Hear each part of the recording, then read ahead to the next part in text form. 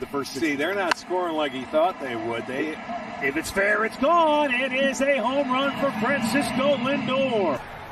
I can control the ball coming out of my hand. I can't control what happens after that. And nobody can keep that one in the yard.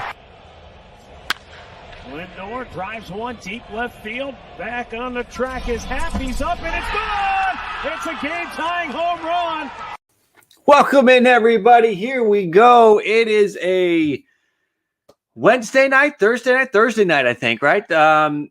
And we've got big news today. Big news, and that is that Francisco Lindor is on his way to Queens in a big move. A big move here that could impact what happens next. And that's really what we will focus on a lot here today, just because we went live earlier and talked a lot about the deal. We will touch on the deal here at the top. Once I get through this quick little intro, we'll go through the deal real quick. We'll talk about who got what. We have some graphics that we did not have when we went live earlier. So if you were here earlier, you'll see some new stuff.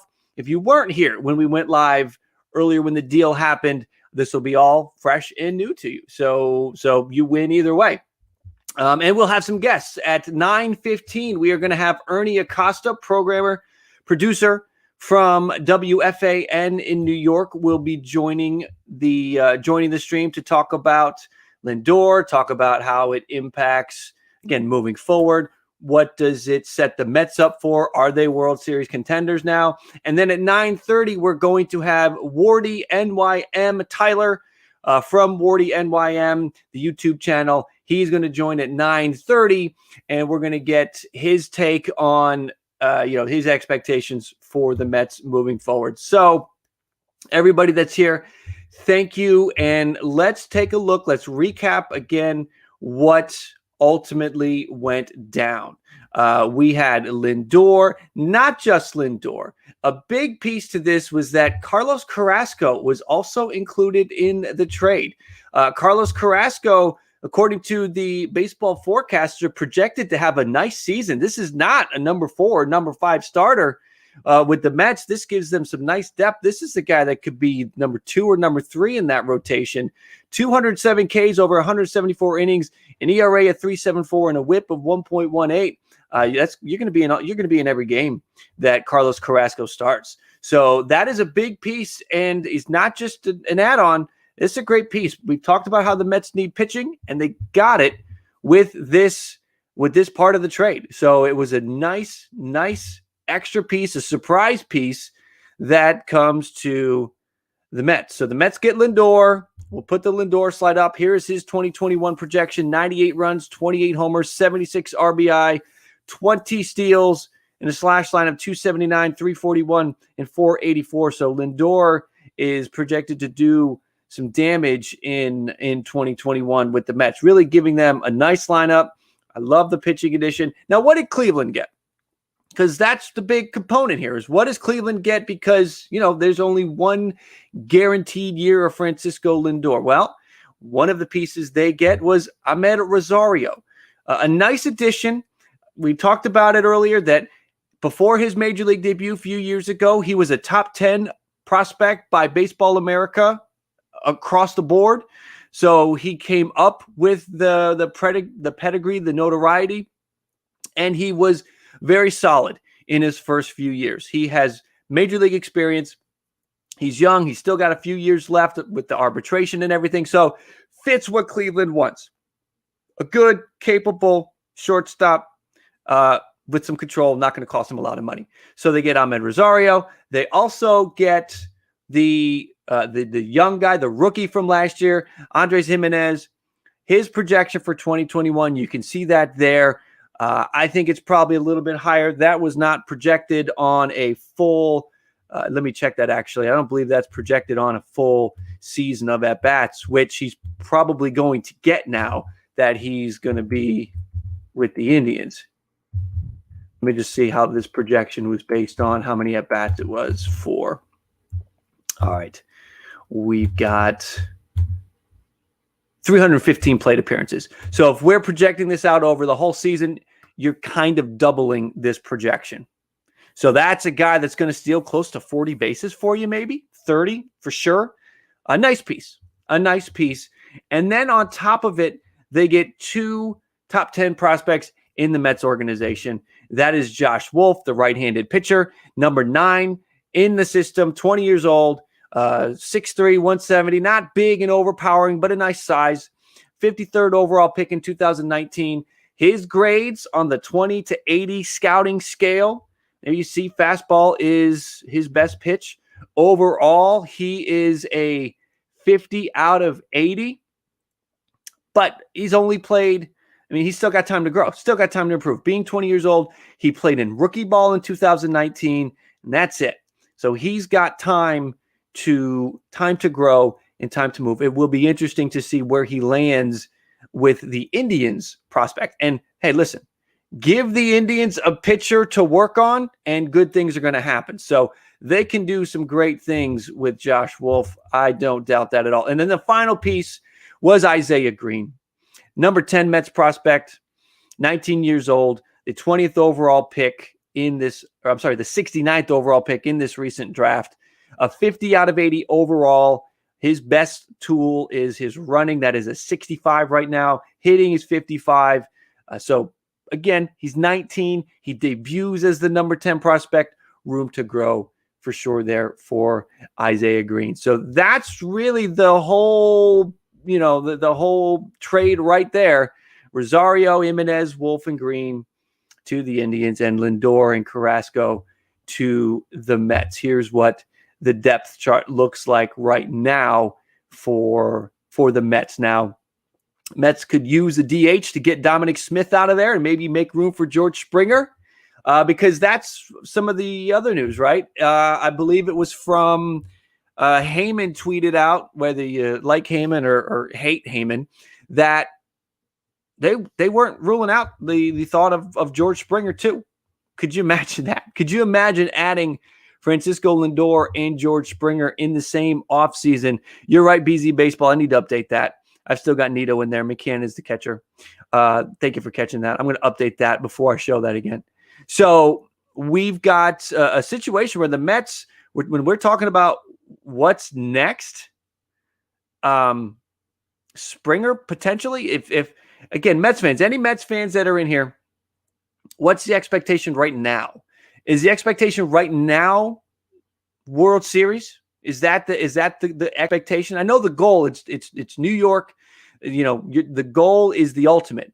But the expectations for the team right now, where do you want this team to finish? Are you expecting this team to be a World Series team right now, or is this close but not quite there?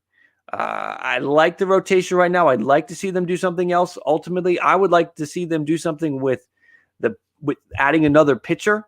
Carrasco's a great get, but I would maybe like to see them do something more in that pitcher realm. One more, because the number 5 spot is a mess. And if any of those 4 guys gets hurt, then you're down to 3. And if any of those guys struggle, you got, I think Stroman's a question mark. Syndergaard is a question mark. Carrasco should be good. DeGrom is going to be good. So one more piece, I think is something that you got to think about. BZ Baseball Springer to the Jays. I'm a Jays fan. I'm disappointed Jays haven't gotten anyone like the White Sox, Padres, or Mets. I think, that's just the Blue Jays front office being patient, right? They didn't go over to get Sagano. Ha-Sung Kim, they did not go overboard to bring him in. They didn't want to guarantee Kim a major league roster spot, which is what he wanted, which is why he ended up in San Diego and not Toronto. So there's I think there's a big reason why they're not out there. And the offer that's out there to Springer isn't really what Springer wants. So, I think that's the situation you have with the Toronto Blue Jays. Too cheap, maybe that could be it. It could be that they're being cheap. It could be that they're being patient. Time will tell. We're not handing out grades right now. We talked about the Yankees offseason earlier in the week on the nightcap. We didn't give them an F because it's not over yet. Their offseason so far, the Yankees, hasn't been great. But there's time to improve. The Blue Jays have time to improve. pretty much all of the major free agents are still out there. All of the big moves have been via trade at this point. So I got to think that there is still more to come, more to happen. Everybody that's here, hang tight. In about 4 minutes, we have Ernie Acosta joining from WFAN in New York to talk about the deal, to talk about moving forward. That's a big part of this, is what happens next. What are the implications? In my opinion, I thought this trade specifically, would happen after Springer signed. After, let's say, Springer signed with Toronto first, and the Mets were not going to work out DJ LeMahieu. Then they would go and get Lindor, or the Yankees would become suitors for Lindor because they missed out on re-signing DJ LeMahieu, and Springer went to Toronto. Right? Let's say LeMahieu went to the Mets. Then I would have thought the Yankees would have been in on Lindor. I think this means that the Yankees have to get aggressive. Just go and get DJ LeMahieu back, because after DJ LeMahieu, I mean, they're not going to trade for Arenado. That's not going to happen. If the Yankees don't get DJ LeMahieu, it's going to be very interesting to see what they do. Darcy Sweeney, very disappointed with the Blue Jays. This isn't what I expected. I mean, I would have liked Lindor on the Blue Jays. That would have been fun. That would have been exciting. That would have been great. But maybe the asking price was too high. Think about what the Indians got. If you were thinking about what we've talked about a potential Blue Jay trade to be for Lindor, Grichuk, Groshans, and then maybe the 15th, 10 to 15th prospect in the system. The Indians got better from the Mets. I think what they got from the Mets was better than something like that. So the Indians might have wanted Gurriel Jr. and the Blue Jays might not have wanted to give that up. Rod, Jays need to trade for Castillo or Gray. I'd love it. Kyle, you're hearing that they wanted Gurriel. I think that's probably accurate. I would love to see a trade. I think they have the pieces to make a trade. I think Cincinnati wants to shed salary. Castillo still has all of his arbitration years left. So the Reds might be a little bit more. They might hold on to Castillo a little bit more. Gray is making about $10 million, so they may be more comfortable to deal Gray. But if the Blue Jays could go swing a deal and get Gray and Suarez, they're going to be tough. Elliot, welcome in. Elliot, big Mets fan. Glad you are here. Again, we're kind of talking a little bit about what we were going through live earlier today, because there's some people here who weren't here for the stream earlier, and we're talking about some new stuff. And we do have Ernie coming in just a couple of minutes. We're gonna hope technology works with us here, and we don't have any issues with technology trying to get some guests in here to talk a little bit about it, because you heard me talk about it. If you watched the replay from our stream this afternoon, you've heard me talk about it plenty. We are taking a different angle this time, and we do have some guests I want you to hear from some other folks too. And I thought, why not go straight to New York to get some feedback from Ernie? And it looks like we have Ernie coming in.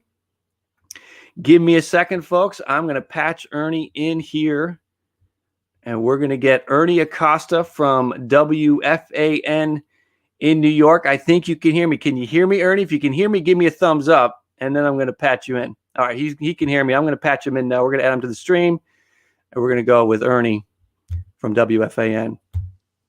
Ernie, welcome. What's up, Jim? How are you? Can you hear me good? I'm good. How are you? I'm doing all right, man. I'm doing all right. I got to get my Mets fans right now. Mets fans got to be. Mets fans are on cloud 9 right now. Mets fans are pumped. It's a good time to be a Mets fan. Blue Jays fans maybe a little bit more disappointed, because I think a lot of the people who are watching now and kind of check in with me are Jays fans, and that was sort of hopeful that they would have been in on. But what's your take? What's the word in New York? What's going on? What's the feeling on this Lindor move? Are the Mets World Series contenders now, or do they still need another piece? Do they need Springer? What are you thinking? Well, the Mets fans are pumped up. They're very excited about it. But now they're half, this is great. Now what? Now who's next? Who do we get now? Like, the Met fan right now is almost not even, I would say, content, because they're expecting Cohen to come in here and spend massively. And I mean, you almost forget that they got Carlos Carrasco in the deal also. I mean, that's a piece that shouldn't be understated. I mean, the guy's a bona fide, I'd say, 3-starter. Had a good year last year. He had, his issues health-wise a couple years ago. But, yeah, I mean, the Met fan is excited. But now they're saying, are we getting Springer? Are we getting Bauer? I mean, they're even thinking about Arenado a little bit to upset the Yankee fan. They want DJ LeMahieu still. So I'd say they're content. But I think even still they'd be unhappy if this is the final move of the offseason. Yeah, that Carrasco piece is almost in a very sneaky way genius. I've looked at the team, and I think that there's question marks with Syndergaard. I don't know if you know exactly what you're going to get with Stroman night in and night out. So to add another piece is important, and I think they could add another piece. If they're spending money, what do you think about an idea? What do you think about Bauer going to the Mets? Yeah, I just don't see it. I mean, that's for the money that he's expecting. What was the number they said the other day? Like $30 million a year, something like that. That's like, insane. Yeah, he's not getting that. And I mean, there are plenty of other teams that could use him more. I mean, the Mets do have the best pitcher in baseball. Mm-hmm. They still need to completely address their bullpen. Their bullpen was one of the biggest downfalls last year. You're probably a bigger believer in Stroman than I am. I'm not a believer in Stroman at all. And I'm not. I'm out on Stroman. Okay. I'm done with Stroman. His gestures on the mound bother me. That whole back thing he does after every pitch, it's annoying. He tweets more than he pitches well. Syndergaard's coming up the Tommy John surgery, so I mean, who knows about him? I mean, Syndergaard, until you see him on the mound, you can't really expect much. I mean, you get what you can out of him. I do think they need another pitcher. Yep. I don't think it'll be Trevor Bauer, but I'm sure they'll find somebody else, a nice 4- or 5th starter. They need to add some depth to that rotation. That was also one of the biggest downfalls last year, is that when guys went down, they had nobody in the minor leagues to bring up to help the team. Right. But their lineup is better, obviously, this year. I mean, Ahmed Rosario was starting to show that he was a player. Mm-hmm. Mets fans are excited about Jimenez, but he's unproven. He's still very young. I think he's 21 years old. Yep. But you added arguably one of the top 10 offensive players in baseball. Yeah. Switch hitter, shortstop. I mean, they have to re-sign him. If it's a 1-year deal, I'm sure Mets fans will be upset about it, and they're rightfully so. Mm-hmm. He has to be re-signed, and I'm sure he's going to ask for $300 million plus. But the team is better today than it was yesterday. Yep. And, just the whole aura around the Mets right now is different, because a few weeks ago they signed James McCann, the catcher. And if the Mets made that move last year with the Wilpons in charge, Mets fans would have hated the move. They would have said, we couldn't get JT Realmuto? But because it's Cohen and they believe in him, when they sign McCann, it's like, oh, okay, we're going in the right direction. Like, it's so much of it is about the perception and just the feeling around the team right now. So, Sandy Alderson's back. That was a guy who Mets fans were worried about would be too conservative. I mean, that's what he was when he was here last time with the Mets with different ownership. But, the Mets fans excited right now. They should add another starting pitcher, but they really have to address the bullpen. They signed the guy a couple weeks ago. I'm forgetting his name now, but it was a good signing. Trevor May. Yeah. And I like Trevor May a lot. I think that was a good signing. But they need another arm or two. They got Seth Lugo. They had Edwin Diaz, who after 2 years ago, he had that awful year. But last year's a lot better. They still have Betances hanging out. Yeah, right. Exactly. So, they need at least, I'd say, 1 or 2 more bullpen arms and one more move. I think George Springer's the move to make. I mean, he makes the most sense for them. They've been absent a quality center fielder, arguably since Carlos Beltran, which is, 8, 9, 10 years ago. Mm-hmm. And then you're solid up the middle. I mean, you just spent your whole offseason with solidifying catcher, shortstop, and center field, and away you go. Yep. Yeah, I mean, that's it. When you look at what Cleveland got, how do you grade what they did? Is this a win for them, or did they get the best they could, or is it a bit of a miss? I mean, I like I ultimately like what they got, but what do you think? How do you grade that out? I think it's hard to ever say that it's a win when you give up a player the quality of Francisco Lindor. I mean, the odds that Jimenez and Rosario are going to come anywhere close to his not only production on the field, but just the star power he brought off the field with the smile, the personality, the hair, the glove, it's a lot that you're going to replace. And usually in these deals, the team that gets the proven player usually wins out. I mean, we saw last time when the Mets got Yohan Santana, they gave Carlos Gomez and a few other, other knowns. When the Tigers got Miguel Cabrera for Cameron Maybin and Andrew Miller, the starter Andrew Miller, before he went to the bullpen. Right. The team that gets the proven player usually wins the deal. So the Indians, I think, were in a bad situation because everyone knew that they had to trade the guy. Mm-hmm. We're also in this COVID year where teams don't have a lot of money to spend. And despite Lindor not getting his big contract yet, he's still owed, I think, $20 million this year.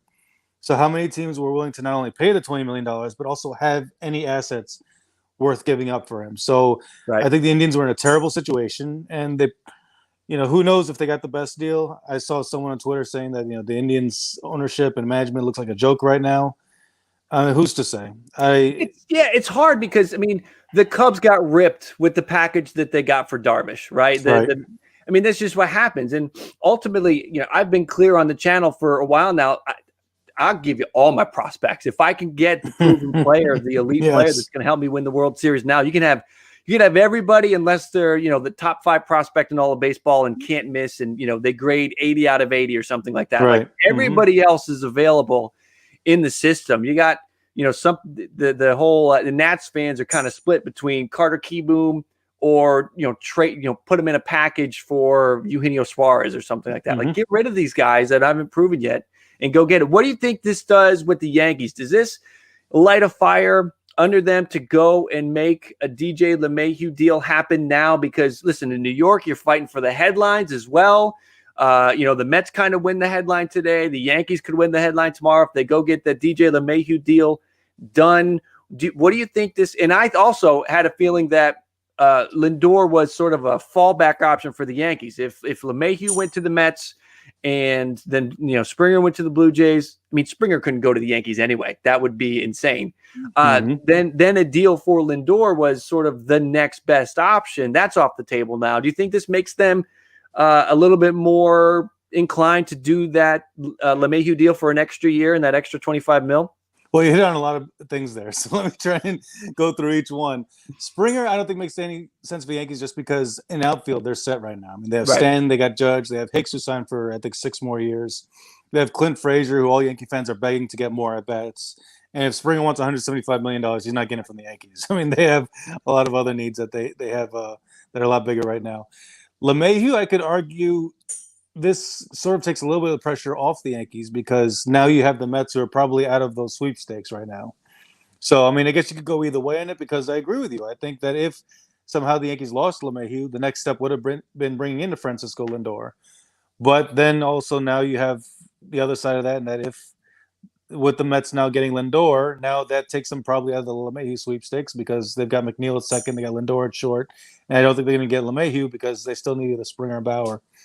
I don't know if this puts any pressure on them. I know they're being made fun of a little bit today because they announced the trade for Greg Allen, who was just DFA'd last week. Right. You have the Mets news of Carrasco and Lindor, and then the Yankees are saying we've officially acquired Greg Allen. Like this is the kind of thing we'd make fun of the Mets for last year. Like when they signed Garrett Cole and the Mets, announced like a coach is signed. But I mean, I don't think this is going to speed anything up with the Yankees. I don't know if it's going to slow anything down. I think they're going at their pace. I'm not really sure how many other teams are involved in the LeMahieu sweepstakes. I think the Dodgers are a possibility. Yeah. Maybe the Nationals. I mean, those are probably the 2 biggest teams. In the end, I think it comes back to the Yankees. I think it makes the most sense. I think he wants to be back with the Yankees. I know that they realize how much they need him. Mm-hmm. And yes, I mean, if he's gone, it's going to be a hit because I don't know where you get that offense from outside of, now with Lindor gone. I mean, do they go for the Arenado type of deal? I mean, maybe. Right. Maybe. They like Gio Urshela a lot at third base, and you're not moving Arenado off at third base. So, I don't know. I mean, they're in a situation where they have to sign DJ LeMahieu, but I think they're in that position, 2-3 days ago. If they don't re-sign DJ LeMahieu, Yankee fans don't want to hear it. They don't want to hear it. The finances are bad because of COVID. They want the guy they fell in love with the past 2 years. So, yeah, I'm with you. We have a few minutes left with Ernie. Anybody that's in the chat room that has any questions, fire away for Ernie. We do have one here from Toma.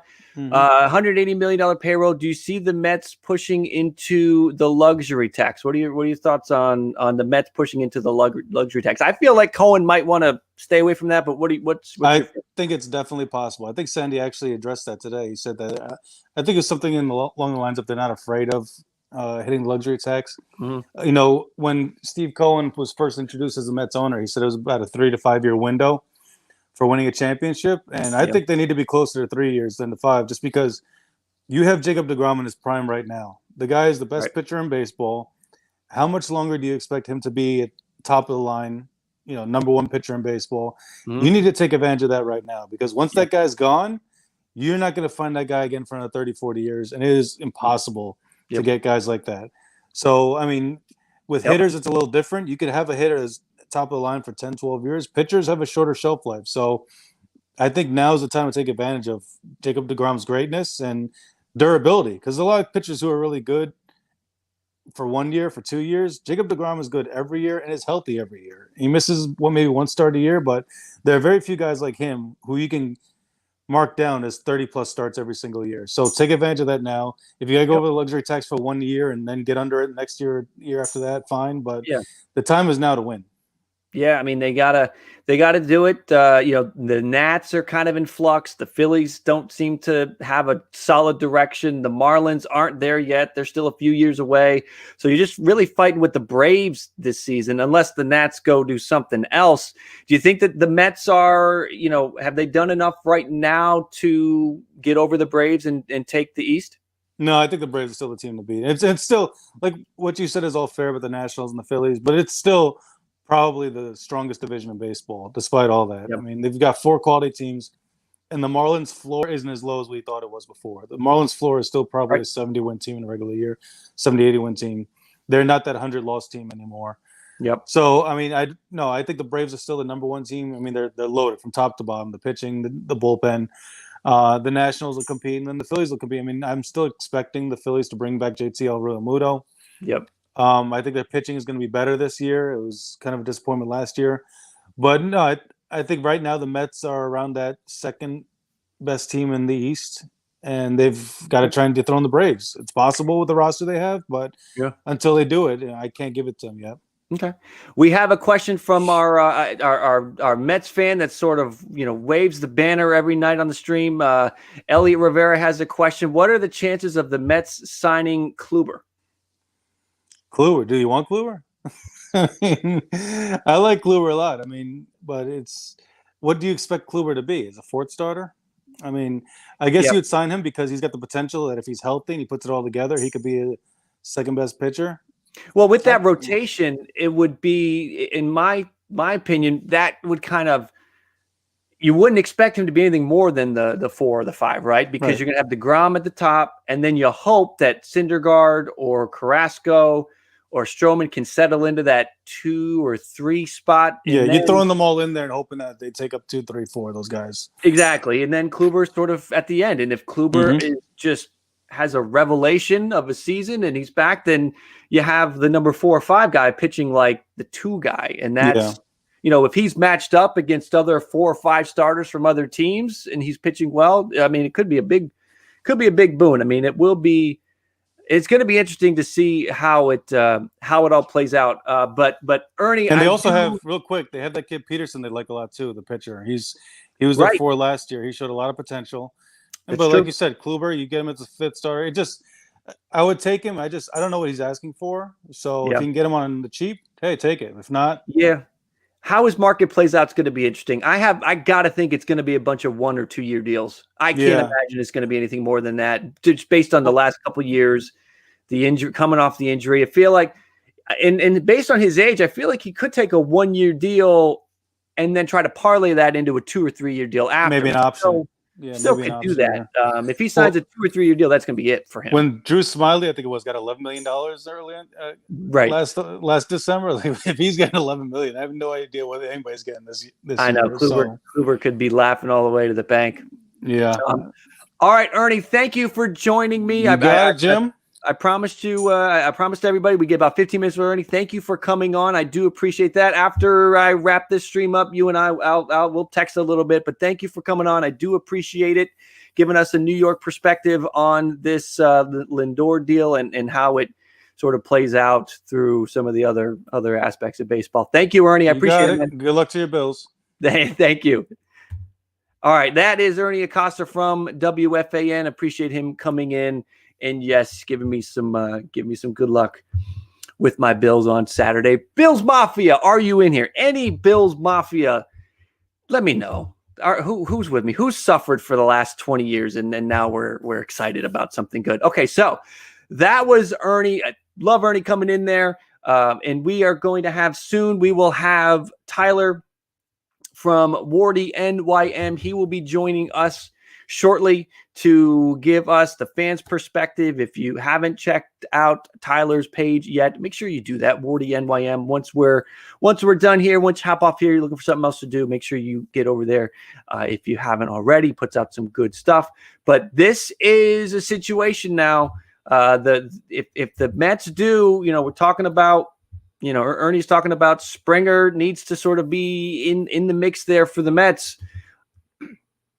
If that happens, we're looking at a Mets team that is certainly going to be in the conversation to make some moves in these. But that pitching is still, listen, the pitching last year was bad. They had an ERA of 5, and that was with DeGrom. But they didn't have Stroman. Stroman, even though, in my opinion, Stroman has trouble winning. But he will pitch to a quality ERA that'll keep you in games. And with this lineup, that could get it done. That could be enough if he can keep you in the game, and then you get enough hits and enough runs, then that could work out. What are you going to get from Syndergaard when he comes back? If the team wants to win the World Series, just look at some of the other World Series caliber teams. They've got 2 aces, 2 guys that you can throw out there for games 1 and 2 of a series and just jump out into a head start. And the Mets don't have that on paper right now. And I don't know if they would have that unless they make a trade. I don't know if Trevor Bauer is that. Maybe he is. There are some people in here who are going to think he is. But that would be my thing about what do the Mets do with that pitching spot, because now they're spending the money on the bats. They've got the bats lined up. They've got the offense raring and ready to go. It's going to come down to having that position where when you get into the playoffs, do you have the pitching that can shut the other team down? We will get into that some more as we welcome in our second guest to the show tonight. We had Ernie a few minutes ago, and now I want to welcome in Tyler, again, from WARDYNYM. Anybody that hasn't checked out that channel yet, please do so. It's a good one.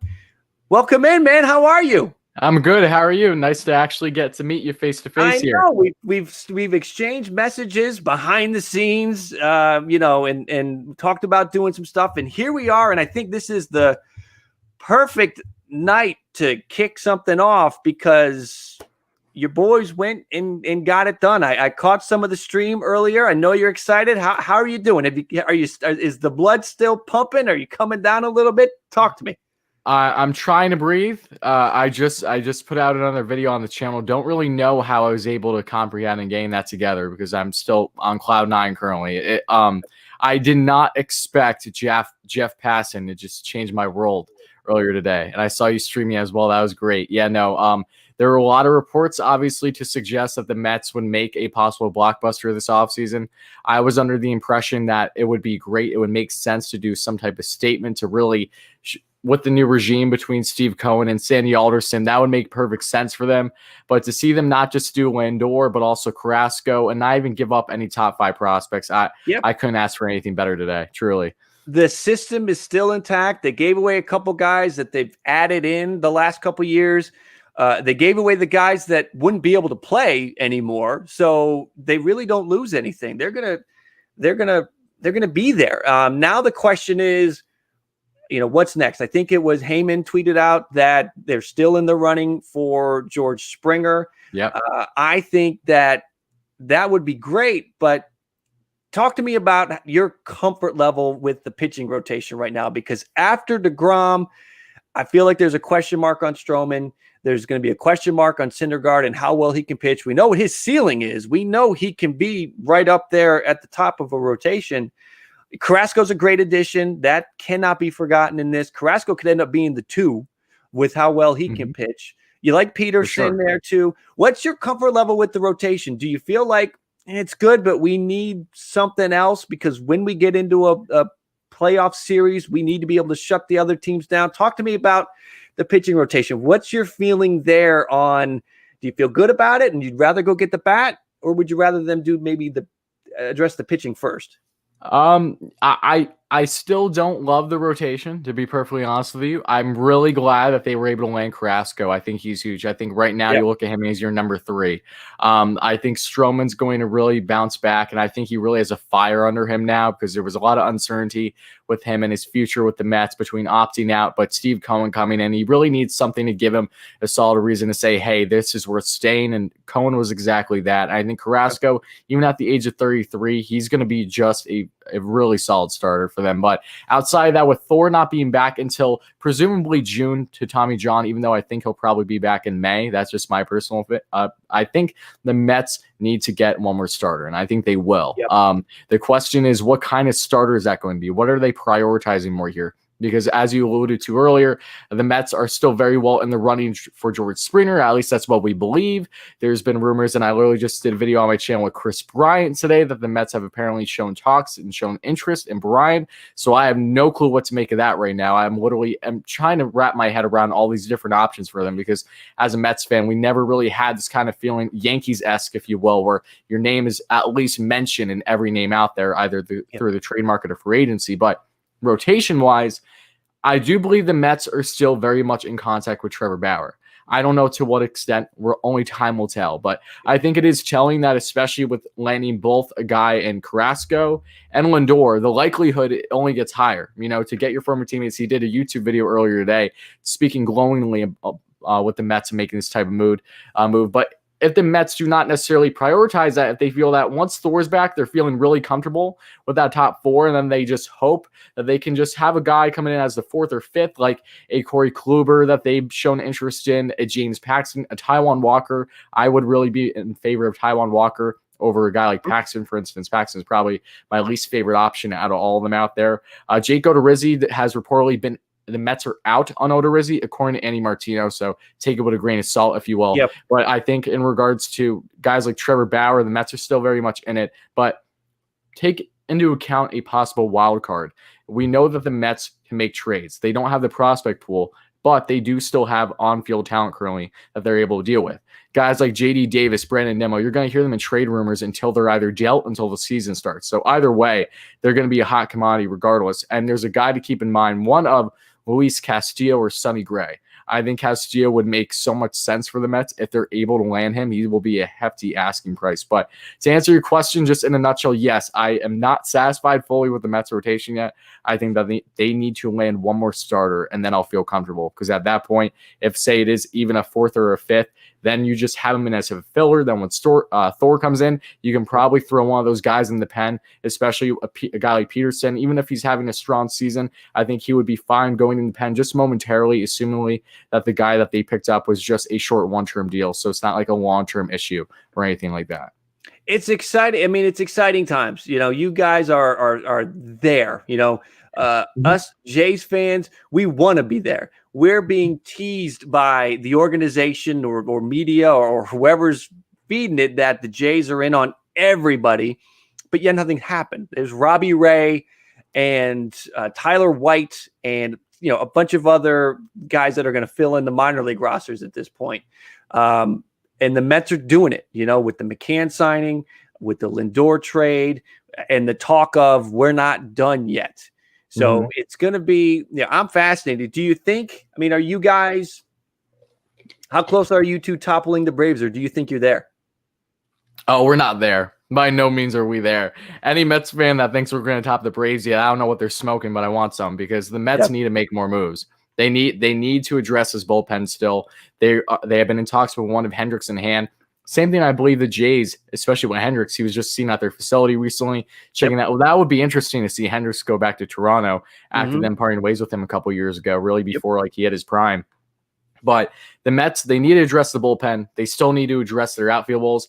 The biggest thing for the Mets this offseason is obviously they're trying to round out their roster to the best of their abilities, but they want to make sure that their defensive game is up to a championship caliber. You're not winning championships without a solid defense. Doesn't matter how good DeGrom is. If he doesn't have a competent infield in front of him, Only so much is going to happen. So the Mets are really prioritizing that. And I think that for their sake going forward, they're going to continue to keep tabs on all these guys. But it really seems like possibilities are endless right now. And the Blue Jays are probably the biggest thing in their way, honestly, especially with George Springer. Because as we saw, the Mets, the Blue Jays reportedly gave an offer well under $150 million.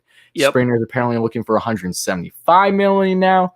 I don't know if that takes the Mets out of the running, because when you look at this Lindor deal, when that gets done, it's probably going to be like $300 million, which is insane. But that's what you have to do to keep a guy like Mr. Smile himself. So a lot of options for the Mets, but I definitely think that they're not on par with the Braves yet. They need to continue to make some more offseason moves.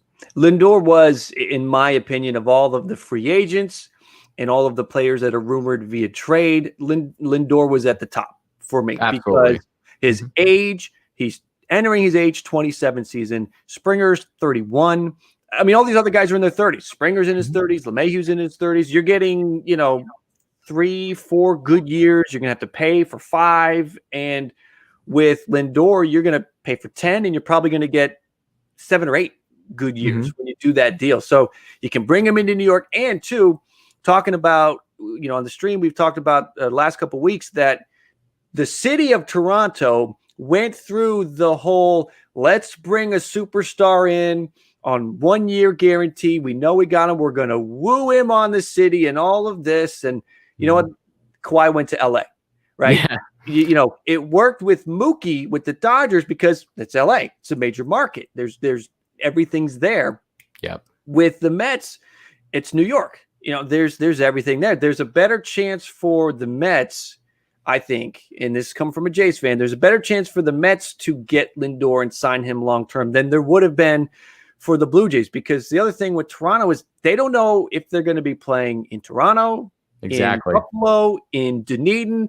They could be all over the place, and Lindor could be like, I don't even know the city. I'm going to where I want to go and where I'm comfortable. So it's just, that whole situation is going to be, I don't know, it's going to be interesting to play out. And it's very interesting. You talk about Bryant. I mean, he's interested. He's rumored to go everywhere. I think Bryant would be a nice piece to add to that Mets lineup. You put Bryant in that lineup and his numbers go up. Of course. I think he could have a fantastic season. What do you think happens next? All of baseball, thinking about that, is LeMahieu the next deal to the Yankees?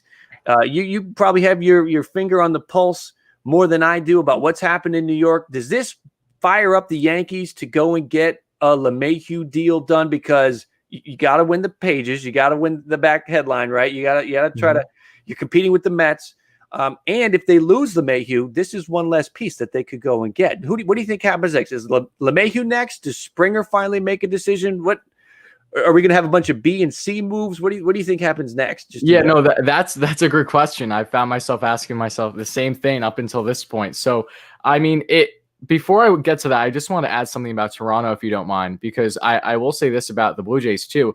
It really is unfortunate because, like, for me personally as a baseball fan, it drives me nuts when you see, the unequalness, if you will, in regards to the certain markets in the league, and especially for Toronto, the only team in Canada, obviously, they're always going to have that uphill battle, even with them working with plenty of money before the $150 million luxury tax. So for your Jays, I hope that they have a strong offseason. They're definitely going to snag, I think, one of the bigger names. It's just a matter of who's it's going to be at this point. Yep. But in regards to the next actual move, I'm probably getting way ahead of myself here, but I have a feeling that the next move will probably be something regarding either a Mets target where the Mets either land them or not over the next 48 hours. I have a feeling that the Mets, from what we saw with the Padres, able to do what they did in 24 hours. Not that the Mets need to do something that drastic, but knowing that the ability is there and things are picking up a lot in a very short period of time now. We're hearing a lot more on Springer currently. We're hearing more on Bryant than we were in weeks prior. I think that something over the next 24 to 48 hours is going to be rather significant. I have a feeling that George Springer, it's either going to be George Springer or a trade target. I think that it would either be one of Springer or maybe possibly Brad Hand, because he's been in the rumor mill lately as well with the White Sox too. They've shown interest in him. it's hard to go up against guys like George Springer, who's been in so much talks right now, and also possibly, a Bryant, for instance. I have a feeling that something rather significant is going to happen either with the Mets or at least with a target from the Mets. Even if they don't land him, they were in connection with them at some point. That's a very good point about comparing what the Mets did and what the Padres did, because think about it. You've got a situation where once Snell came off the board, the trade board, that left Darvish as really one of the prized pieces. Maybe you could add Sonny Gray and Luis Castillo up there, but just the number of options to trade for were limited. So they just went out and got the next one right away before somebody else could jump in there. Yep. This is similar to where now one of the prized bats is off the board. Do the Mets say, we're not done, we're going to move quick though, because this might fire up the Yankees to get LeMahieu done. We're going to go get him. This may fire up the Jays to go get Springer, because if Springer goes to the Mets and they feel that LeMahieu's going to the Yankees, maybe the Blue Jays move quick. So I could see that's a great point about the Mets seeing this happen or getting this deal done and saying, all right, before somebody swoops in on the next big piece, we're going to go get him right now. That's a great point. Yeah, I will just add to LeMahieu here real quick. I think that because we've seen a lot with it, LeMahieu's probably definitely trying to, obviously reach out with some other teams or just show interest and bring it to the Yanks, obviously, and be like, all right, here's what they're offering, match it. Come on, why are we still even at this point? TJ's been the best player for the Yanks in quite a while now, honestly. So he's so consistent, the machine. And they love him. He's so beloved by the fan base. I know, because he just goes about his business. He's not flashy. He's none of that. He's, in a lot of senses, a very stereotypical Yankee. He just goes about his business. He just does it all. And I think he would be perfect to stay with the Yanks. I don't want him to stay with the Yanks, but the reality is he's the perfect fit there. So I think if he doesn't stay with the Yanks, I could see him going with the Dodgers from all the interest that we've seen there. And the Dodgers, that with Turner gone now, it would make a lot of sense to possibly move him to third if they didn't want to keep him there at second. What do you think about Bauer? What are your feelings? I mean, I know, I sort of scour the internet, and I know you do too, to find like what's what. Bauer is Bauer realistic for the Mets? Do you think he ends up in Anaheim? Does he end up in Toronto? Do the Yankees make a put? What's your thought on maybe Trevor Bauer? Bauer is the likelihood for me personally is Bauer is still very much a Mets target, and he is definitely one of Angels and Padres. I think when you look at things right now, between his media presence, all the traction that he's currently getting with him and his agent in Aluva Sports, they're going to drag this out as long as they possibly can. That's my personal belief, because it's bringing so much media attention. It's getting all these fan bases involved. He gets a ton of traffic on his YouTube channel by just posting all these videos, and he's cashing out on that too. If he can drag this out, it's more YouTube videos. Yeah, exactly. So he wants the entire face of the MLB to know him. He wants him to be part of this game that he's playing, and he's having fun with it. Everyone's getting frustrated and going nuts. Sign already. He doesn't give a damn what anyone else thinks. He's going to sign what he wants to sign. His birthday's coming up. If my memory serves me correct, I think it's January 17th. So it would not surprise me to see Bauer drop the signing on his birthday. So just to keep that in there too. So, and he did hint at that he would love for the signing to drop it in a YouTube video. It is the 17th. Yeah. So we very well could find ourselves finding out where Bauer lands through a YouTube video first and foremost before it hits any of the media. Obviously that's not easy to do, but this is Trevor Bauer we're talking about. Anything's possible. So I think that it's so hard for him to not land with the Angels or the Padres just because of how much he loves that area as it is, obviously being an LA boy, but you can also make the argument that the Mets would make plenty of sense between the moves that they're doing. He's clearly aware of what they're doing. And they also know that even if maybe he takes a discount versus him staying more close to home, he's doing it because he wants the challenge in the big market in the big city. And he at least has some comfortability knowing that guys like Lindor and Carrasco, among others, are there. So that would be my for me personally as a Mets fan, that's what I would assume would be going through his mind, and if not already. But I do think that he has a decision made. He's just sitting on it currently. Yeah, I think so too. I think he's met with enough now to. I mean, how many more contenders are there? We know he realistic contenders. Contender. Yeah, I mean, he's got to be. He's got to be thinking that he's got some kind of inclination. I will say this though. Yeah. Not to cut you off, just that I could see Toronto if he does a one-year deal. I don't see him personally landing in Toronto on a multi-year deal, but I could see him doing it on a one-year deal for fun, being with the young kids and trying to have a playoff push. That Right. I could see. That would be the most realistic chance in my mind for Toronto to land a guy like him. And he may, some of these guys, I think, like Sagano's going back to Japan, right? The market wasn't there for him this year. He'll try again. Mm-hmm. Bauer, he may decide, I'll do a one-year deal because I'll get paid more next year. When fans are back in stadiums, owners are making more money, the profits are back up, and more teams are in play. Because right now, in a normal off season, half the league could be in play for Trevor Bauer, right? Teams that are either contenders or are one piece away from being a contender. That's not the case this year. It's really just the major market teams and anybody who has been really frugal so far and isn't hurting as much. So that's why Toronto's in on this. They've got, that's $60 million is their payroll right now. It's minuscule. So I know they have like $100 million that they're still working with. I'm pretty sure they really do. So they've got so much money that they could spend. So a guy like Trevor Bauer, now he's ultimately probably going to go with a long-term deal, but you could make sense. You could make the argument that a one-year deal right now is the way to go if there's only 4 teams that are in on him, because next year he could make more money. He could get that $30 million that he wants because he'll have 15 teams trying to get his services. And right now that's just not the case because the financial situation in baseball just isn't that. Before we wrap up, tell the listeners we're at about 140 right now. Tell them where they can find you and promote what you got going on.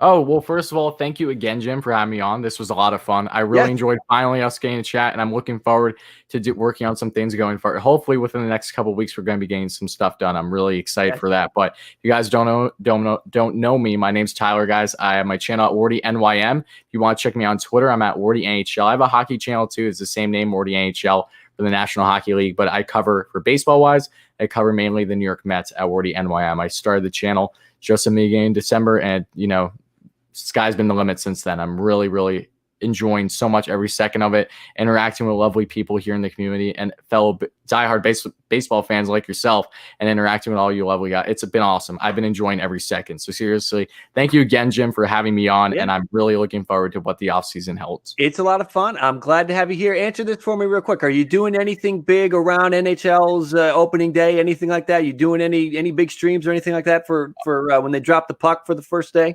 Oh, well, a good question. Well, it's funny because I actually did a slight rebranding on my hockey channel because now that, I'm a 20-year-old, I'm trying to balance my 2 channels. Like, this is my full-time thing for the next year. I'm trying to make this as big as I possibly can. But because of the fact that I was originally covering all things in the NHL, and it's really hard to do that, especially when you're zoning in on 2 channels now. Now I'm focusing more mainly on my favorite team, which is the New York Rangers. So I will be live streaming opening night for the New York Rangers for their first game against the Islanders on January 14th. So yeah, I will be doing plenty of stuff as soon as the hockey season starts. It's going to be interesting to see how I can balance these 2, especially when both seasons are going on, but it'll be fun no less. Yeah, it could be. So I've thought about trying to boot up a second channel, and I just can't wrap my head around it. There's other sports that I would like to talk about. I call the channel Ball Cap Sports to give me the liberties to talk about other stuff. But the way that things have been going, this is so baseball oriented that if I all of a sudden started talking basketball or football, people would be like, "What are you talking about? Stick to baseball." So I kind of need a second channel, but those are, maybe next year. We'll see. But thank you, Tyler, for coming on and joining and talking some baseball. I do look forward to working on some projects down the road. Congratulations to you and your Mets again, and we will talk to you soon. All right, no, thank you very much, Jim. Have a great night. All right, thank you, buddy. All right, that was Tyler from WARDYNYM. Anybody that has not caught his channel yet, go do that for sure. Thank you all for hopping in and enjoying. I hope you're having a good time this evening. Usually it's just me spouting off, and that's kind of what we do on the Ball Cap Nightcap. But tonight's a big night. with the Lindor signing, I wanted to try to do something a little special and have some guests, some New York focused guests, and we do that. So let's take a minute. We're going to transition into another key point from tonight, and that is sort of the domino effects. Now that the Francisco Lindor deal has happened, what happens next? We talk with Ernie about it. We talk with Tyler about it. What's next? And the first, let's talk about Springer for a minute. What's next? John Heyman's tweeting that the Mets are still in on Springer. They've got the money to do it, but do they make the splash with Springer, or do they make a splash with Bauer? Do they feel like they have the lineup set and they need to secure that rotation? Do they feel like they need to go as high as Bauer, or can they make a trade because they still have the pieces after this Lindor deal to maybe pick up the phone, call the Reds, and get Luis Castillo on board? That's a real thing that could happen with the Mets. So maybe, the Mets aren't in there, and it's a Blue Jays situation. I mean, Springer needs both of them to be there. If either of these teams come out and they're like, yeah, we're out on George Springer, well, that's going to hurt George Springer. He needs both of these teams to be in on him, and he really needs the Mets to be in on him because that can drive up the Blue Jays offer. How this plays out is going to be interesting to see because, again, there's the domino effect. You get Springer with the Mets. What happens next with LeMahieu? He probably goes back to New York. Then Toronto's kind of left holding the bag. Maybe they feel like they have to go overpay for Bauer. If Springer goes to the Blue Jays, then you got to think that the Mets might go into overdrive for LeMahieu. Really just depends on how it all kind of plays out. But if Springer goes to Toronto and LeMahieu goes to the Mets as sort of a domino effect, the Yankees are left in a really bad situation. Yankee fans that are in here, I'm kind of outlining a worst-case scenario that Lindor is off the board, Springer is off the board, LeMahieu might be off the board. Really just going to be a fascinating situation. This is sort of LeMahieu's piece, is that he's talking to the Mets, the Dodgers, the Blue Jays, the Yankees. Where does he go next now that the Mets have that Lindor? Do they move off of LeMahieu because now they're like, we've got our infield set. We've got Alonso, we've got McNeil, we've got Lindor, and we feel fine with Davis. Or, as Tyler talked about a few minutes ago, are the Mets going to do a deal for Chris Bryant and bring him in? Chris Bryant isn't going to cost you what Nolan Arenado is going to cost you. So that would be, from an economical standpoint, a better deal for the Mets to do. But LeMahieu, similar to Springer, how Springer needs the Mets and the Blue Jays to be there. And I'm sure eventually it's going to be floated out that there's a mystery team for Springer. It's going to happen. It just seems to always happen in situations like this. And he may need that to get his dollars up. LeMahieu, my feeling is he's going to end up back with the Yankees because with this Lindor trade, the Yankees got to feel like they have to make this move because, again, if they don't get DJ LeMahieu signed, a fan favorite, they can't bring Springer to New York for many reasons. The whole garbage can scandal, the fact that the outfield is overloaded with players as it is. So they end up taking sort of a B kind of player. And I don't mean to call Didi Gregorius a B or Marcus Semien a B, but compared to DJ LeMahieu, they're just not on the same level. Maybe they're B pluses, but they feel like consolation prizes compared to DJ LeMahieu would be ultimately the concern there. So where does he fall with this now that LeMahieu's done, or the Lindor deal's done? I think LeMahieu goes back to the Yankees. I think the Blue Jays will get their offer up and make the Springer thing happen. So we have LeMahieu back with the Yankees. We have Springer with Toronto, just making some projections here. And the Bauer situation plays out. I think Bauer's going to end up, in my opinion, with the Angels. That's just what my gut says. I don't think he's going to do the Blue Jays. The Mets, I think the Mets are going to look at themselves in the mirror and feel like they don't need to go to 25 or 30 million for 4 or 5 years for Trevor Bauer, that they can go and they can get Corey Kluber or Paxton, bring Paxton in for either of those guys. Probably going to do about 1 year, $10 million, something around there. Better than Trevor Bauer, who I've stated many times. The only worry that I have with Trevor Bauer is that he's only been good for 1 full season and a 60-game season. That's the whole thing. So that is just my feeling on how Trevor Bauer plays out. And so that's why I don't think it'll be the Mets. I don't think the Jays are going to. I don't think Bauer is going to want to go to the Jays. That's going to be an issue there. I know that word came out that he was impressed by his meeting with everything. I don't see it happening. I could be completely wrong, and if I'm wrong, I'll be all about it. You sort of roll with your guys, and if he becomes one of the guys, you're going to roll with him. But I think it's going to be the Angels because they're the major market team. They have Mike Trout there wasting away his career, not getting him in the playoffs. One of the reasons why Derek Jeter is so beloved is he was in the playoffs all the time. Could you imagine Mike Trout, arguably the greatest player right now, could go down as one of the greatest players of all time, barely sniffing the playoffs every year? It's just, it needs to happen. And, Trevor Bauer, I would think would give them that opportunity. They have to think it would give them that opportunity. I think they have to take that risk. So, Bauer's price will go down, Juan. I do agree. I also think, he came right out and tried to shoot that down. He went right out there and tried to play damage control with that. When Heyman tweeted that started a whole Twitter firestorm between Heyman and Luba and Bauer and Fuzzy, and the whole thing was kind of fun to watch for a minute. So where that goes is really going to be sort of fascinating to sort of play out. Let's take a look at Bauer's projection for 2021. This is what it looks like. We shared this a few weeks ago. We'll just touch on it briefly.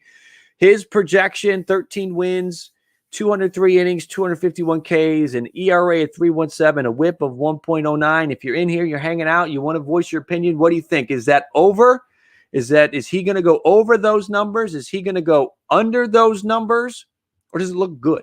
What do you think? I think depending on where he lands, that's where the wins fall, right? So let's forget the wins for a minute. Really, the numbers that he can control are the Ks per innings and the ERA and WHIP. That's what he can control. He can't control the wins. So if you think that 3.17 and that 109 look good and that 251 Ks look good, that's not too bad. That would be good. My concern is that's not what it's going to be. I'm just worried that that's going to be an ERA of 4. Juan, thank you for the super chat. Appreciate that. Let's put you up there. Mets can trade for Bryant only if it's cheap. Mets can get Kluber if he's healthy. What to do with Dom? The Mets need the DH. They need the DH thing to happen because if they do, then Dom goes to the DH. Otherwise, he's in left. In a trade for Chris Bryant, JD Davis probably has to go to the Cubs. So that opens up the third base spot for Chris Bryant. And I think that's how that works out. And if you are trying to be strategic and smart about how you're paying Chris Bryant, you go get him and you sign him for multiple years, because once he gets into that Mets lineup and it's a better lineup and he's got Francisco Lindor hitting right behind him, he's got Pete Alonso hitting right behind him, all of a sudden there's going to be more opportunities for Chris Bryant, and he could see a major spike in his numbers in that Mets lineup. And if he goes through the year just on that $20 million from arbitration, and then they're negotiating a contract after the fact, he's going to want more.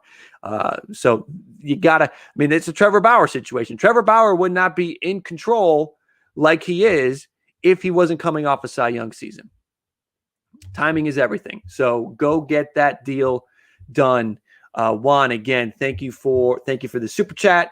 Thank you for starting up that little conversation about Bauer. I like the idea of Kluber too. I think Kluber, if they can do that, would be a good deal. So that's Bauer's numbers.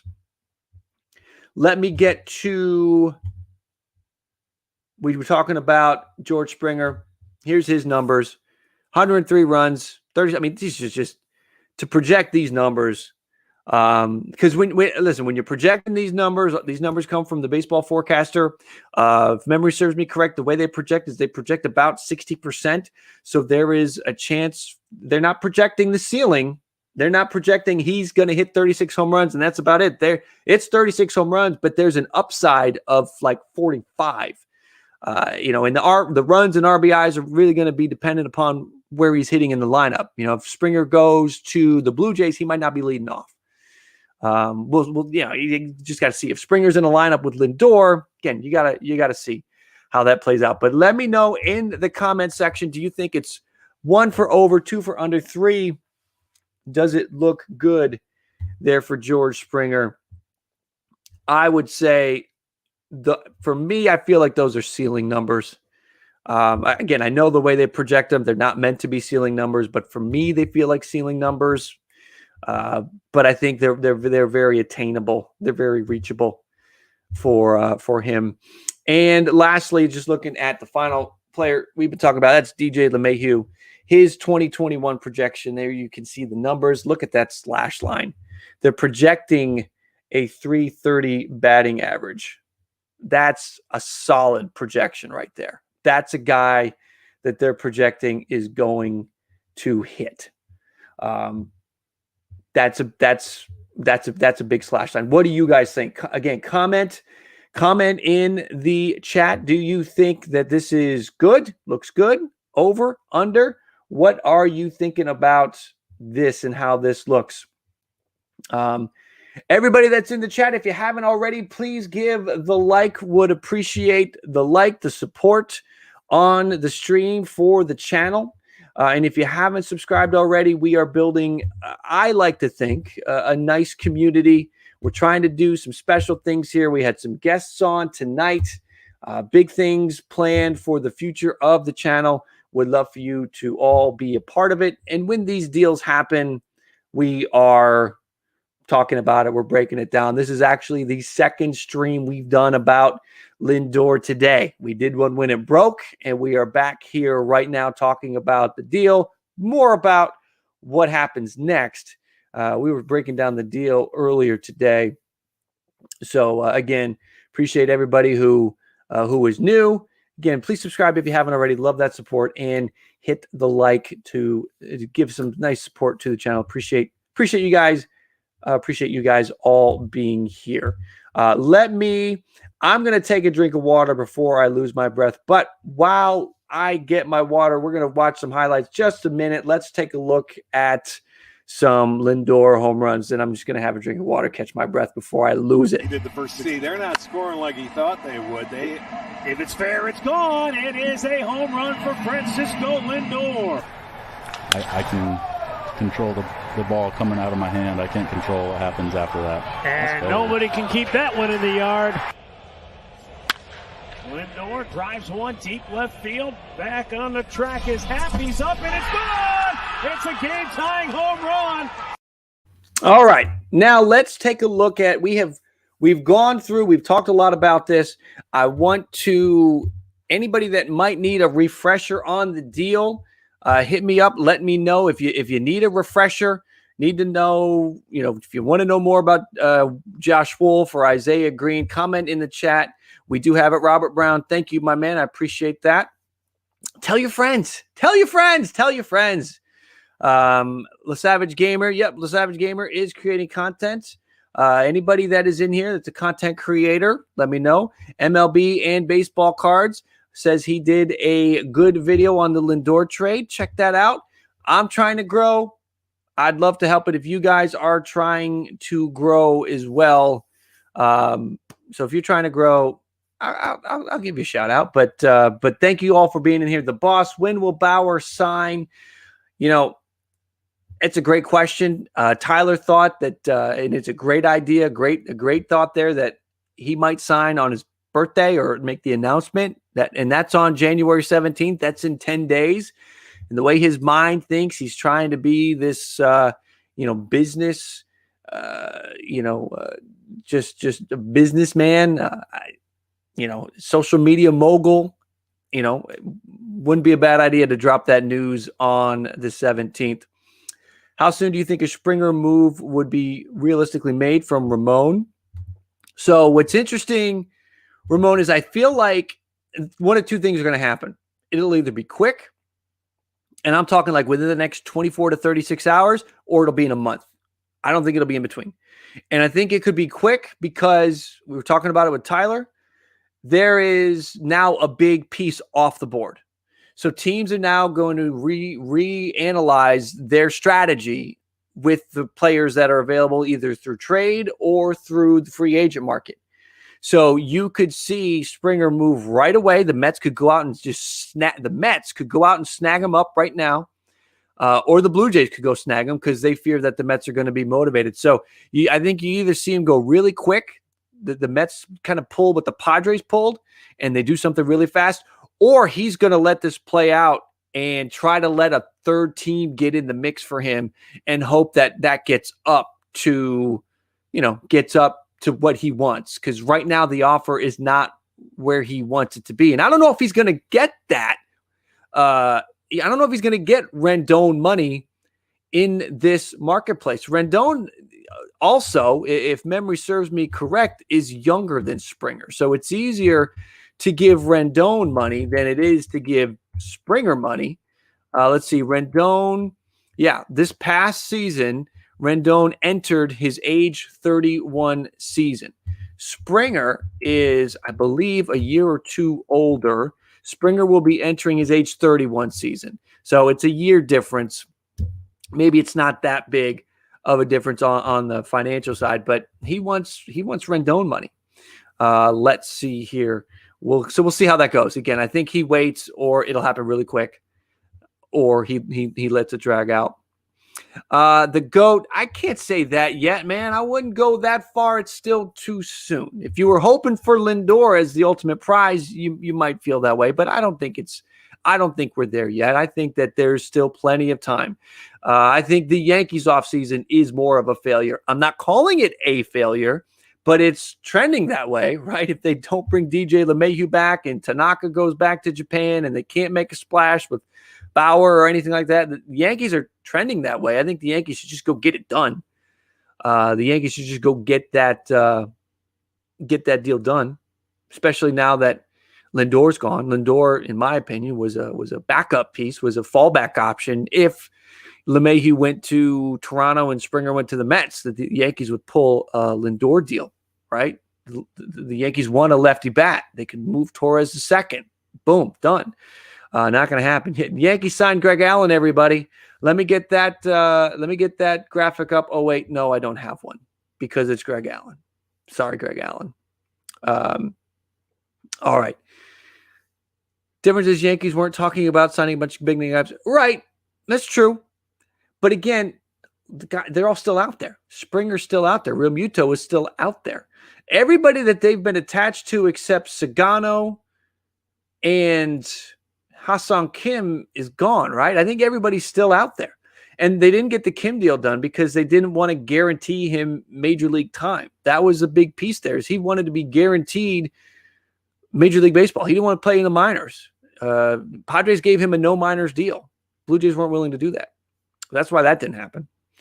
And we know they're kind of undercutting this Springer situation. And, Sagano's going back to Japan. So it wasn't just Toronto that was skeptical or didn't want to go to a certain level for Sagano.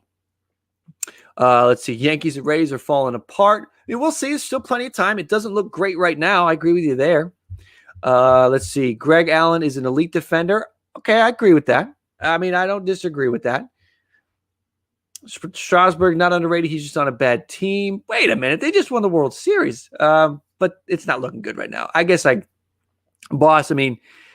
the Strasburg situation is interesting. They made that Bell trade. They have to make another move because otherwise they're just wasting the money they gave to Strasburg. The money they gave to Strasburg and not Rendon. So they have to do something. That is for sure. Let's see. Strasburg is the most underrated pitcher in Major League Baseball. Maybe. I'd have to think about that. I think there's some others. here's the thing about Strasburg. I mean, he was just pitching in the World Series. He pitched lights out. He gets injured all the time. Strasburg might be closer to properly rated than underrated. That's something to think about some more.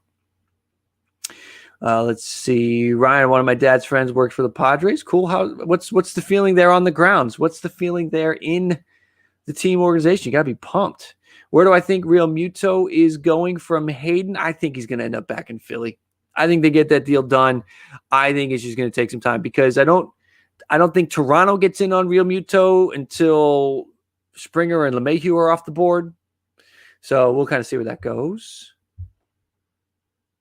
Trade Kirk. I don't want him to trade Kirk. I'd like to see what we have. That's my feeling on Alejandro Kirk. I'd like to see what we have with Alejandro Kirk. Anybody that might just be hopping in now, I think we've had 10 or 15 new eyeballs in the last few minutes. If you are looking for a lot of the conversation about the Mets, comment. We're an hour and 16 in. We have talked a lot about it already, but if you are just coming in, just discovering it, let me know. Comment. What do you want to hear about? We got tons of graphics that are just hanging out in the background now because we've sort of gone through it all. But if you are just hopping in, let me know if you want to hop back on anything again. If we need to talk about, the pieces that are going to Cleveland, we've got everything for that. We've got Rosario looking good in a Cleveland hat, Jimenez in his Cleveland hat with some projections in there. So if you guys want to go through, again, if you want to go through any of that, just let me know, and we will touch on some of that for sure. Bauer to San Diego, boss. On a 1-year deal, I could see it. I could see it on a 1-year deal. Yankees are focused on young rookies this year instead of signing big names. Here's the thing. The Yankees sort of have a lot of the pieces already, so it's not like they need to go run out and make a bunch of moves. Bringing LeMahieu back is key, right? That's why you don't hear the Yankees tagged with a bunch of guys, because they don't need a bunch of guys. They need to bring LeMahieu back, and they need to make some bulk moves for the rotation. They don't need to go get Trevor Bauer, but they need to go, they need to see how Kluber pitches and maybe make an offer on Kluber. They need to bring Archer in. They may be doing these things just behind the scenes. I don't know, but they need to make those moves happen. Rod, thank you for that. Boss, 1 year, $35 million. He might do it. He was saying he would take a 1-year deal, and then he kind of backtracked off that. He recently backtracked and said he would do a multi-year deal. Ryan Robinson, Jays are all talk, no action. So far, we will see. Listen, if they bungle this offseason, maybe it's time. Let's move on from that duo, Shapiro and Atkins. If they bungle this, we'll see. What are your predictions for JT, DJ, Springer, Ozuna, and Bauer? Let me pin this so it doesn't it's already moving around. All right, I'm going to pin this so it doesn't go away. So JT Realmuto, I think he's going to end up back in Philly. DJ, I think, ends up back in New York. I think Springer ends up in Toronto. I think Bauer ends up with the Angels. I think Ozuna really going to depend on the DH situation. I could see him maybe ending up back in Atlanta. He could end up in Minnesota if Minnesota doesn't bring back Cruz. There's a few different things. I could see randomly the Rangers making a play for Ozuna. I think there's a few things that could go for Ozuna. So thank you for the question. Anybody that hasn't subscribed, please do that. We're building a nice baseball community here. Would love for you guys to be a part of it. We are looking at the number. We're about 10 subscribers away from 4,100. Can you help me get to 4,100? If you like baseball, you love talking baseball, please do subscribe. Hit the like button. I can't tell you, man. We've had a good stream tonight. Everybody that's hopping in now, you might want to, once this is done, again, reason to subscribe, to come back. We had 2 guests on earlier tonight. We had Ernie Acosta from WFAN in New York, producer up there, I should say. I'm in Maryland. So producer in New York came on. We also had Tyler from WARDYNYM here on YouTube come on. Tyler might be one of the hottest Mets personalities right now. His channel started about a month ago, and he's doing some great things, and he's got some great things coming up. So stay close to the channel because you won't just get me. You'll get some great personalities as well. Boy in Blue, thank you for coming in. And if you are a Blue Jays fan hanging out, I'm a big Jays fan. We will have some good Blue Jays stuff in the works. Talking with, I don't want to say anything. I don't want to jinx it, but I'm in the works with somebody in the Blue Jays broadcast crew to have them come on and help do a part of a Blue Jays preview for the 2021 season. So if you're a Jays fan, make sure you are here too. We're going to build a nice Blue Jays community on top of that. Predictions for Kluber. There's so many different ways that the whole Kluber situation could go. We talked about it on Tuesday when we did the nightcap. The Kluber situation, he's throwing for 13 teams. I think we only knew half of them. I think we only knew about half of them. Arizona was in there. The Nats were in there. It makes perfect sense for the Nats. I think the Nats should do that deal. It would make good sense for the Mets to add to that rotation. We talked about it with Ernie earlier. Kluber could be a nice addition to that. Be the 4 or 5 guy, but he could pitch up to the 2 or 3. So, that could be something. That could be something good. We'll kind of see how that goes. But be on the lookout. Let's see. Elliot is going to be making a channel. Right on, my man. Let's see. Peekaboo, we threw you up there. You moved it, but we'll give you a shout. Mets have 2 of Kluber's teammates now. That could influence for sure. That makes sense. Elliot, here it is. Be on the lookout. Elliot is going to be making a channel. Elliot has been in these streams since we started. Now, we started like a month ago. But the channel's been going for a year. Elliot, you've been a great supporter, and be happy to support you as much as I can, for sure. Create some content. Let's do it. I've talked to some people who have come to me and they've been like, I've thought about creating the content, but seems like there's so many people out there and it's a crowded market and it's flooded and there's this and there's that. And it's anybody that's sitting in here. We got 130 people or so in here right now. If you've thought about doing it, if it's something that's like, man, I'd like to do it, just do it. Even if it's something where right now it's hard to get going. You can't really commit to a whole lot of stuff. You can do 1 video a week. Just take a shot and do it. Exactly. It's about having fun. And if it's fun to talk baseball, I love talking baseball. I love talking all the sports, actually. Again, I talked about it with Tyler. Like, if you guys would do a stream where I talk football and hoops, I would do separate streams for that too. But right now we're doing baseball. I talk all of this stuff. But the baseball kind of is where my passion was. So I wanted to do something where my passion was. It's a lot of fun. So there are a lot of Mets channels. But like I said with Tyler, he started, he had a nice base with the NHL channel, started the Mets channel. So I'm sure he had some fans that came over there. But, I saw him at the beginning of December with like 150 subs or something like that. And I was like, wow, that's pretty good. It's been like a month and he's already there. That's pretty good. And I think today he's got like 1,300 subs in a month. That doesn't happen all the time. But if you're passionate about it, if you love it, if you're thinking about doing it, do it. Kyle, do it. Start a Blue Jays channel. Do it, man. I mean, I know you're a big Jays fan. It's fun. And yeah, there's a lot of people out there, but there's a lot of eyeballs too. There's a lot of people looking for content. And, maybe they don't like, Fuzzy's personality or Mark's personality, or they don't like ESPN, or they don't like Sportsnet, or they don't like whatever. So do that. Do that, guys. Think about it. That's my rant on that. Yeah. And anybody that is, again, doing content, let me know. I'll give you a push. Can we talk about Stroman talking bad on the Jays? Man, that's Marcus Stroman is like the ex-girlfriend that you thought you had an okay relationship with, and then all of a sudden you find out that she's just bashing you. You're like, what the heck, man? I don't understand this Marcus Stroman thing. From what Randall Grichuk has said, Stroman's always been just a jerk.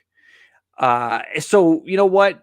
With stuff like that, when people are talking bad, you can stew over it or you can just ignore it. And that is ultimately my feeling on the whole situation, is to just ignore it. That's my thing about that. That's my whole thought about that. Let's see here. Baseball Domain definitely started so much fun. Baseball Domain, are you creating content? I can't remember if we've given you a push before, but if you are doing content, I want to check that out for sure. Let's see here. Let's see. Let me get up to the comments. I got to catch up to everybody here. Fuzzy's good because he sucks at MLB The Show. Listen, if he wanted to do some MLB The Show with some suckage going on, I could get out there. I could do it. I don't have the what do you need to stream placed? You need like the capture card or something like that. I don't have a capture card. And I don't know. I get too frustrated playing that game. But yeah, that ultimately, I think that's why Kevin, if you follow MLB The Show, you probably know Kevin. He's a big Jays fan. Would love to get him on here. Anybody that might have a connection with Kevin, start pinging him. Let him know. Tell him to come on Ball Cap Sports and let's have a Jays conversation. Kevin's great because he gets so frustrated about playing the damn game, and I think that's enjoyable because it's relatable. Not everybody is top 10% guy. So it's very relatable. It's very entertaining like that. Do you watch Fuzzy on YouTube? Hayden, I'll be honest with you. I watch sometimes. I don't watch everybody all the time. I watch what I can. I feel like a lot of us are probably like that, where we catch what we can. So I catch what I can for sure. I mean, ultimately he's entertaining, and that's how he's gotten to where he is for sure. Very entertaining. Let's see. Go back. I'm gonna scroll back up in the chat. Let's see. I hope the Jays beat the Mets, and wouldn't that be something? Baseball Domain hoping the Jays will beat the Mets and Stroman in the World Series. Which pitcher will the Jays get from BZ Baseball? Listen, if they go out and just make some moves and bring in like Taijuan Walker and Corey Kluber, those are some not flashy, sexy moves, but add depth, because I also want to see what Merriweather can do this year. If we get a chance where Woods Richardson's ready, I want to give him a chance. So I'd like them to do a couple of moves again. Probably not sexy or flashy or big splash, but guys that will add depth and give them some good innings and be effective. Let's see here. Who do you like more, Fuzzy or Mark? I don't know if I like either more. Fuzzy's popped in here before in the chat, so we'll go with Fuzzy because Fuzzy's actually popped in here and dropped a line in the chat. So we'll say Fuzzy on that. Patrick, Kevin's hilarious. Yep. Let's see, Baseball Domain. I do content about it. If you have pushed me before, I don't think I have. So Baseball Domain's doing some stuff. Let's see, Outbox Stroman. Let's see. I'm going back. I'm like 3 minutes behind on the chat here. Sorry, guys, but I don't want to totally miss out what you guys are saying. All right, let's see here. What happened with Stroman? He's just talking trash. He left the team and he talked trash. That's trouble. Looking at the chat, just going through it. Walker, Paxton, and then Tanaka or Kluber. Yeah, that'd be great. Baseball Domain. I think that would be a great pitching situation. You throw that in with Ryu and Ray and Pearson, and then the other guys. Tanner Roark's going to be in that rotation at the start of the year, for better or for worse. He'll grab some innings, that's for sure. What do you think the Mets will do now in free agency? Well, we were talking with Tyler and we were talking with Ernie. We know that they're still in play for Springer. They might try to make a quick move to grab a big name before somebody else does. It could be the bullpen. It's kind of what the feeling is anyway. Will Yelich return to being his God self in 2021? I think so. I think he'll be back. I've said this before and I'll say it again. I think a lot of people need a mulligan for that 2020 season. It was a mess. It was distracting. If you have seen, I can't remember who did it, but everything the players had to go through just to play a baseball game every day had to be distracting. The fact that players go through slumps that can last a month They didn't have a chance to get out of that slump. So I give pretty much everybody a mulligan from the 2020 season. Now, some people, unfortunately, came out at free agency at the wrong time because of that, right? Chris Bryant the trade market isn't as hot for Chris Bryant because it was bad last year. James Paxton didn't get a chance to get back and play, so he's got to pitch for teams. It's just going to be, that's the hard part about it. Again, any Jays fans that are in here, we're trying to build a Jays community. I know we got a lot of Jays fans. Do yourself a favor, help me out. Let's get some subs for some Jays fans. Want to do more for the Jays community once the season gets going. Here's the plan. This is the plan for the channel. Just until we can get out into the wild, when we can get back out into the world, we're going to do some fun stuff. But we're going to keep doing the general baseball talk because I love all of baseball. I'm a baseball history fan. So you're going to see a lot of just general baseball stuff, but we will get targeted on some Blue Jays items. If there's any team that we're going to get super targeted on, it will be Toronto. I think we'll do some live streams when there's some big Blue Jays things that happen, big games during the season. You'll see a lot more live stuff during the season than we're doing now. Right now, we're doing the once a week, the nightcap. Eventually, we'll branch out into some other sports. So if you're a football fan, I think everybody pretty much plays fantasy football, even if it's casually. We tried to get a Sunday show going. I never had the right time for that. We're going to get into that. We're going to get that fixed. And next year, I think Sunday nights we'll do a fantasy football recap show. There's a lot of good stuff coming. So if you're just a fan of sports, you're looking for new voices, hopefully I can be that new voice for you. I appreciate the subs. And we did I was hoping to get to 4,100 before the end of the stream. We're not there yet, so you don't have to take off, but we are at 4,102. So thank you guys for helping us get to 4,100. We got to 4,000 like 3 days ago. It's been nice. I appreciate all of the support that you guys are giving me, and I want to give back to you guys. So, that's just going to be more creative stuff. Again, tonight we had Ernie. Anybody who's coming in now, you're going to want to, once this is done, stay close to the channel. Catch the replay of this. I will leave it up because we had Ernie Acosta come in at about the 15-minute mark. Ernie Acosta from WFAN in New York was here to talk about the Lindor trade. And then at the 30-minute mark, 31, 32 minutes, we had Tyler come in, a big Mets fan, WARDYNYM on YouTube. So if you are just getting in now, missed the first half of the stream, we had some guests come on talking about this deal. You'll definitely want to go back and check the replay once we are done, for sure to do that.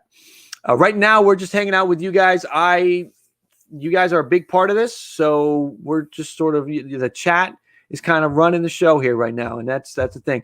Lawrence, thank you for the sub. Thank you very much for the sub to the channel. Let's see, who else do we have here? Ryan, I've heard that so many times. I don't know what it is. Everybody that's in the chat right now, 1, if I look like Justin Verlander. 2, if I don't. I don't know why, but I get that a lot, that I look like Justin Verlander. I should interview myself as Justin Verlander, apparently, because I get that a lot, that I look like Justin Verlander. Until I started this channel, nobody had ever told me that. But a lot of people, we're getting some ones that I could be. Maybe I am Justin Verlander. Maybe this is what I'm doing in the meantime while I'm rehabbing. And as soon as I'm back with the Astros, you're never going to see me again. Robert Brown, I did have a beard, actually. That's a funny story. If you go back and check out, I did a Into the Springerverse video where we took the whole Spider-Man, Spider-Verse theme and applied it to George Springer and where he might sign. And depending on where he signed, different scenarios played out, living in different universes. And we lost the beard in that video. You may want to check that out because we did have a beard at one point. It went away, and now, we just have some stubble. BZ Baseball, do a video with Robbie Hyde. That's not a bad idea. I do know Robbie's kind of I feel like he's the live stream king right now. He's, 4 or 5 nights a week. He's doing a live stream and he's putting a lot of prep into it. I think he's a teacher too. So hats off to Robbie for doing that while being a teacher. It is not easy being a teacher right now. Anybody that is a teacher, knows a teacher, they're going through a really hard time. So hats off to the teachers. MLB baseball cards. I love Marvel. Cool, man. I'm a big fan. I've thought about doing some different things, trying to tie in. We did a Who is Iron Man a few weeks back. I do have an idea for some content to sort of assign from our current pool of baseball players, assign a Marvel personality to them and create some kind of thing. I've been working on that where we're going to, we'll take the characters from the MCU that we've seen in the movies and do some stuff and put the players on Captain America and I've got a great one. If I come through on this, I'm not going to spoil it. I've got a great one for Thanos. It's not a current baseball player. Some of you guys might be able to guess it, but I've got a great one for Thanos. If you think about it long enough, you might get it. It's not a current player. So but I got a lot of work to do on that one. That is some off-season content for sure. Steve C, like the background. Thank you. Thor already. Are you talking about the Marvel talk? See, I'm thinking about rebranding Thor. Just because we haven't Syndergaard hasn't been Thor yet, right? That's my thinking. I think we need an Iron Man. I know Cal Ripken's Iron Man because of the streak, but let's look at who's here now and who sort of fits the qualities of Iron Man, right? Who's flashy, who's sort of a leader. I think we could have some fun with that. Seeger, thank you, buddy. Appreciate that. Yeah. I almost think we rebrand Thor, and I might let you guys do it. We talked about who could be. Let me go back. If you in the community, I put out some posts, some polls, and one of the things I did is we put out Iron Man, and it's been so many weeks now that I hate to say it that I'm forgetting how the voting went for who's Iron Man. So let me scroll through the past polls about that. Let's see here. Actually, real quick, let's do this. This could be fun. Let's look at some poll results. Who likes poll results? A lot of you guys, I think, participate in the polls. That's another thing we do. I like to try to think of some fun things. So we were talking about, let's see, grading the Hall for Cleveland. That got Rosario, Jimenez, Wolf, and Green. Most of you have a B on that. We have 262 votes. 12% came in with an A, 44% with a B, 23% with C, 9% think they failed it, gave it an F. Let's see, what else did we do? We were talking about who will Liam Hendricks sign with, kind of split between Dodgers and Blue Jays. We had 516 votes there, 34% Dodgers, 35% Blue Jays. We were talking about Sagano back when he was still in play. 40% thought he would go to the Jays. 30% thought he would go back to Japan. That's what happened. Let's see. If your team could sign one, who would you want it to be? We had 555 votes. 25% of you said Springer. 41% of you had LeMahieu. 34% had Bauer. That was a good one. Good response to that. We also talked about the Eagles tanking. We had a poll about the Eagles tanking. Do you want your team to tank? 61% of you said yes. We had just under 200 votes on Eagles tanking. We didn't have a lot of people hopping on the Bills Mafia bandwagon. We had 206 votes. 33% said yes. 21% said no. 47% said, nah, don't care. It's all good. Doritos, nacho cheese ran away with that. 45% chose nacho cheese. Cool Ranch came in second at 23%. Wish we could have had more than 5 options for that one. The Yankees, we had which team is losing the offseason so far? Cubs were at 33%. Yankees are at 39%. Rays were at 17%. All right, let's get down to our Iron Man. Who do we have at Iron Man? Let's see. Let me get down there. And I don't want to just sit here and you guys look at me scrolling. So I am trying to talk while I'm doing that. That's why I'm reading these, is so you guys aren't just looking at me scrolling on my channel, on my computer here, because who wants to see that? Let's see here. We do have fantasy baseball. We didn't have a lot of votes for this, 163 votes. Guys who are in here, if you're in here, do you play fantasy baseball? Because I've got some connections in the fantasy baseball spectrum. Do you want to talk about fantasy baseball? Do you want me to do a fantasy baseball preview? We're not there yet. We're probably about a month and a half away from doing a fantasy baseball preview. Let's do the Justin Verlander thing all over again. 1, if you want a fantasy baseball preview. 2, if you don't care. So in the chat, 1, if you would like to see some fantasy baseball content in about a month and a half. 2, if you don't care. Robert Brown, fantasy basketball. Just real quick about fantasy basketball. Side note, I have Durant and Morant. That should be the name, right? I have Durant and Morant, and they're both out. It's killing me. All right. So let's keep going. Here's the Iron Man. So the whole premise was, again, we're not necessarily taking Iron Man and who's got the longest streak, because the longest streak, we have a lot of ones for fantasy baseball content. Right on.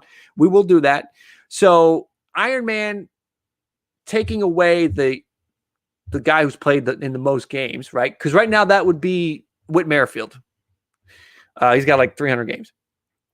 But more about who's a little cocky, who's a leader, strong, fast, the qualities of the Iron Man that we have seen in the MCU. We had just over 200 votes on this. We had Acuna getting 32% of the votes. We had Bellinger get 39% of the votes. Machado got 17%. Javi Baez got 7%. And Alex Bregman got 4%. I actually thought Bregman would have done a little bit better there. But Bellinger sort of led the way for Iron Man. I might do another post and let you guys sort of vote out on some of these other guys, because it is something that I'm thinking about. Pete Alonso. Who was I thinking about for Pete Alonso? I was thinking Hulk for Pete Alonso. For Hulk, I was thinking either Stanton or Alonso. What do you guys think? Who is Hulk? Is it Stanton or is it Alonso? Got to be a big dude. Got to be strong. Got to absolutely crush the ball. What do you guys think? Winter Soldier. We'll talk about this for a minute. Winter Soldier. So for Winter Soldier, I think it's got to be a left-handed arm. I think they got to be a lefty, because the arm, the metal arm, is lefty. Wardy, thank you for hopping in there. Thank you for coming in. We're just talking about Marvel right now. We're gonna hop off this subject in a minute, but we're just talking about Marvel. Gallo for Hulk, that's a good idea. I thought for Winter Soldier, Alex Verdugo could make sense, or Bellinger. If we don't do Bellinger for Iron Man, I would think Alex Verdugo could make sense for Winter Soldier. Captain America, I think it's Mike Trout. I think it's probably Mike Trout. I mean, you're looking for sort of the face of baseball, the leader of everything. I feel like that's kind of it. Aroldis Chapman's a good one for Winter Soldier. Thank you for that one. That's a good idea. That's not too bad. Yeah, I think Trout. As Cap. So we got a lot. I mean, we're going everywhere. I also had Pete Alonso potentially as Drax the Destroyer. Why not? Why not at all?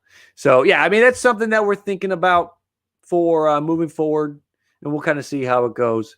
Hawkeye could be Mookie. I had Spider-Man. I thought Mookie could be Spider-Man. So we'll sort of see where that is. For Hawkeye, I had DeGrom. I thought Hawkeye might be DeGrom. Yeah, just so anyway, lots going on here. We're talking about, we're completely off topic right now, but we're having fun. I think you guys are having some fun with this. So yeah, Tatis Wolverine. See, here's the thing about that. Wolverine hasn't shown up in the MCU yet. So that whole X-Men, Fantastic Four, Robert Brown, Altuve, I have as Ant-Man. So that's who I have as Altuve. yeah, so like Wolverine, any of the X-Men haven't shown up yet. Yeah, Lawrence making the Justin Verlander connection. All right. We are completely off track, but we're having fun, and that's the whole point here. Again, we're having a good stream tonight. We are up to we're up over the 4,100, which is sort of where we were shooting for. My numbers are screwing up now. It's telling me we're back under that. I don't know what it is, but either way, whatever we're at, we're having a good time. We're having a good time. Yes, Lawrence is having fun with the Justin Verlander. All right, so Pete Alonso was Fat Thor. Daniel, I like that. That's good. That's a good idea. We could maybe assign these guys based upon the character in the movie, right? Like Thor in Endgame is different than Thor everything else we've seen. That's a good point. Elliot Rivera, thank you for that, buddy. Give me some. What do you want? What do you want me to shout out? What do you've got anything you want to promote? What are you doing? Let me know. I want to give you something for that. So thank you for that.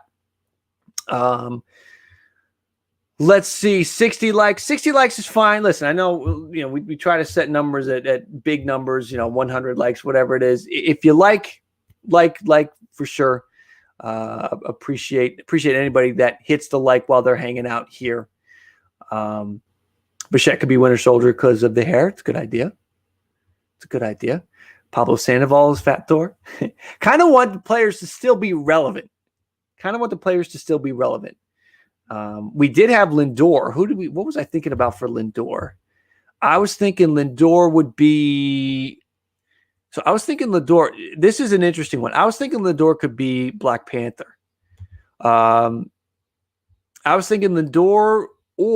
And he's not really that relevant, but he's a big part of the Players Alliance, and that's Cameron Maybin. He helped get that thing going, and I know he's not as relevant, but for Black Panther, I was thinking Lindor or Maybin, Cameron Maybin, just because of his role with the Players Alliance. But again, you guys comment, you guys let me know who is Rocket. I don't know. There's a couple that I just don't know that I have written down, and I don't know. I also don't know who's Groot. Who's Groot? I don't know. Who's Rocket? I don't know. Those are the only two I don't know. And I've thought about it. I don't know. So you guys let me know who. Vision. Thank you, Steve C, for Vision, because I didn't have it. I'm ashamed that I did not have Vision down. No, I did. I did have Vision down. I'm sorry. I had Juan Soto. Right now, my thought is Juan Soto as Vision, just because of his discipline at the plate, his eye, his cerebral nature. I kind of have Soto going that way. Bauer, Doctor Strange. Anybody that's hopping in here, this is not the baseball talk you get anywhere else. We're having fun with this again. I'm thinking about doing this as some content later on down the road. Just because he's so crazy, I had Charlie Blackman as Doctor Strange. But again, I'll probably put a few more of these out there for you guys to vote on. And we had a good vote, a good poll with Iron Man, and we'll do more. Anybody that's hopping in here, again, like I said. We're completely off topic right now, but if you want to get back on topic, if you're here, you have questions about what the Mets got, what the Indians got, everything, let me know. Comment in the chat. We'll get back to it. Who would be Silver Surfer? Here's the problem. Everything that we're going off of, thank you, Elliot, for that. Thank you for the support. Everything that we're going off of is the MCU in the current situation, phase 1, 2, and 3, and we haven't seen Silver Surfer yet. We saw Silver Surfer in that Fantastic Four thing, but that wasn't part of the MCU right now. So we haven't done that yet. Who could be Falcon? I was thinking Acuna could be Falcon, just because Falcon becomes the next Captain America, right? I feel like Acuna is sort of next in line to maybe be the guy in Major League Baseball. So that's why I was kind of thinking, and he can fly. Acuna can fly. So I thought that would be a good fit for that. So yeah, everybody, we're kind of hopping up. Nightcrawler again hasn't been in the MCU yet. I'm hoping that in the next couple of years we get a movie where we get X-Men together. I know that in the comics, in the Marvel comics, there was a ton of crossover all the time, but we just haven't seen it yet in the MCU. So that's why I'm thinking about leaving it with the MCU. Maybe we expand it after the fact because there's a million people. All right, you got Deadpool, Star-Lord. Who do we have? Star-Lord, or who are my notes for Star-Lord? Star-Lord, I had Tatis. For Star-Lord, I had Fernando Tatis Jr. What do you think about for Nick Fury? I had Dusty Baker or Terry Francona. It's got to be a coach, right? For Nick Fury, it has to be a coach. It has to be somebody who can rally together a team, maybe a dysfunctional team, a team in disarray. That's kind of why I felt like it would be a Dusty Baker sort of situation for something like that. War Machine, Dominic Smith, not a bad idea. I actually thought about giving War Machine to Albert Pujols. Again, I know we're taking Thor. We're thinking about taking Thor away from Syndergaard. So I'm thinking that you would have a situation where Pujols is the machine. So you would have him, you would give War Machine to Albert Pujols. Listen, we're having fun here. I've seen a bunch of people hopping in. This is probably not what you were thinking with the thumbnail, but again, Seeger, take it easy, buddy. Again, if you are just hopping in here, we've been going for almost 2 hours. Catch the replay too, because we had some interviews with Ernie Acosta from WFAN in New York, and we had WARDYNYM come on and talk about the Mets trade from a Mets fan perspective. Ernie, being media guy in New York, wanted to get their opinion. So we talked a lot about that, but we do have, if you're here and you're looking for that, I've got a ton of graphics just hanging out in the background. And, we'll go through it. If anybody is in here and is like, what are these guys talking about? Why are they talking about Thor and Drax and everybody? So comment if you are looking at JJ Dodgers getting a stacked bullpen. That was, we talked when they won the World Series and we started talking about, all right, Dodgers, what's going to be the focus in the offseason? It really was the bullpen. It was focus on the bullpen. You're going to have a third base situation where you're not going to have to spend a lot of time with it because the third base pool wasn't that deep. It's either bring back Justin Turner or make a trade. But you could focus your offseason on the bullpen, and they've done that, and it's shown because they have made some nice moves with the bullpen. So, yes, the Dodgers are having a nice bullpen. They had a nice bullpen last year. It looks like they are bringing the nice bullpen back. So we'll sort of see what they're able to do at third base. What about Bucky Barnes? Talking about we're giving him the I'm blanking on it now. We've been talking for a long time. We're giving him the Winter Soldier moniker for that, and we're going with Verdugo or Bellinger, I think. Again, I can be swayed, but that's my feeling there. So Manfred Thanos, I don't think that's not quite where I'm going. I wonder if I should give you guys a spoiler on who I think Thanos is going to be. I've spent some time in Photoshop on Thanos. Do you want to see who my Thanos is? It'll take me a minute to grab it, but if you want to see who my Thanos is, I'll give you guys that are still here hanging out, dealing with me through all this and engaging about it. I'll give you a quick sneak peek at who Thanos is if you want, because I do have the art done for that. I just got to find it. Let's see if I can find my Thanos art. It is going to be here. It might be too hard to try to find this thing. I've got so much up here that I don't know if I'm going to be able to find my Thanos artwork. Oh, there it is. Okay. So you're going to have to give me a second while I grab everything together to give you guys the sneak peek at who Thanos could be.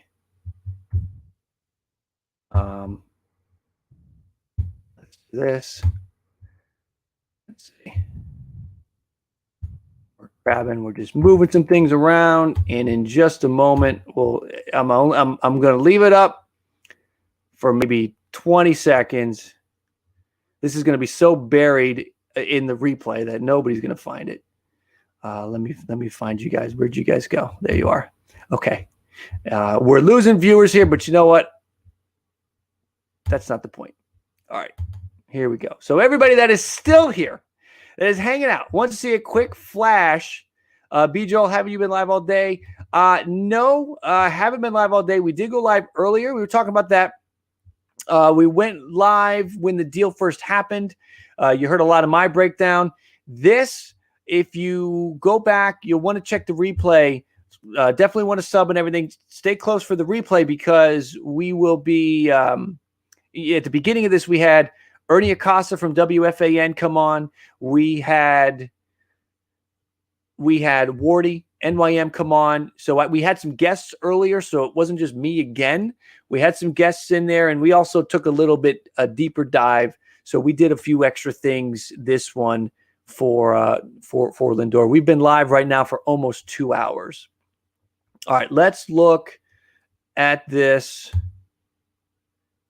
This is my Thanos. This could change, but this is what we were working on, and this is Thanos for right now. Barry Bonds as Thanos. We've got, if you look at the chin, I'm still working on it, but if you look at, I want to get the colorization a little bit better, but if you look at the chin, you got some of the Thanos chin in there.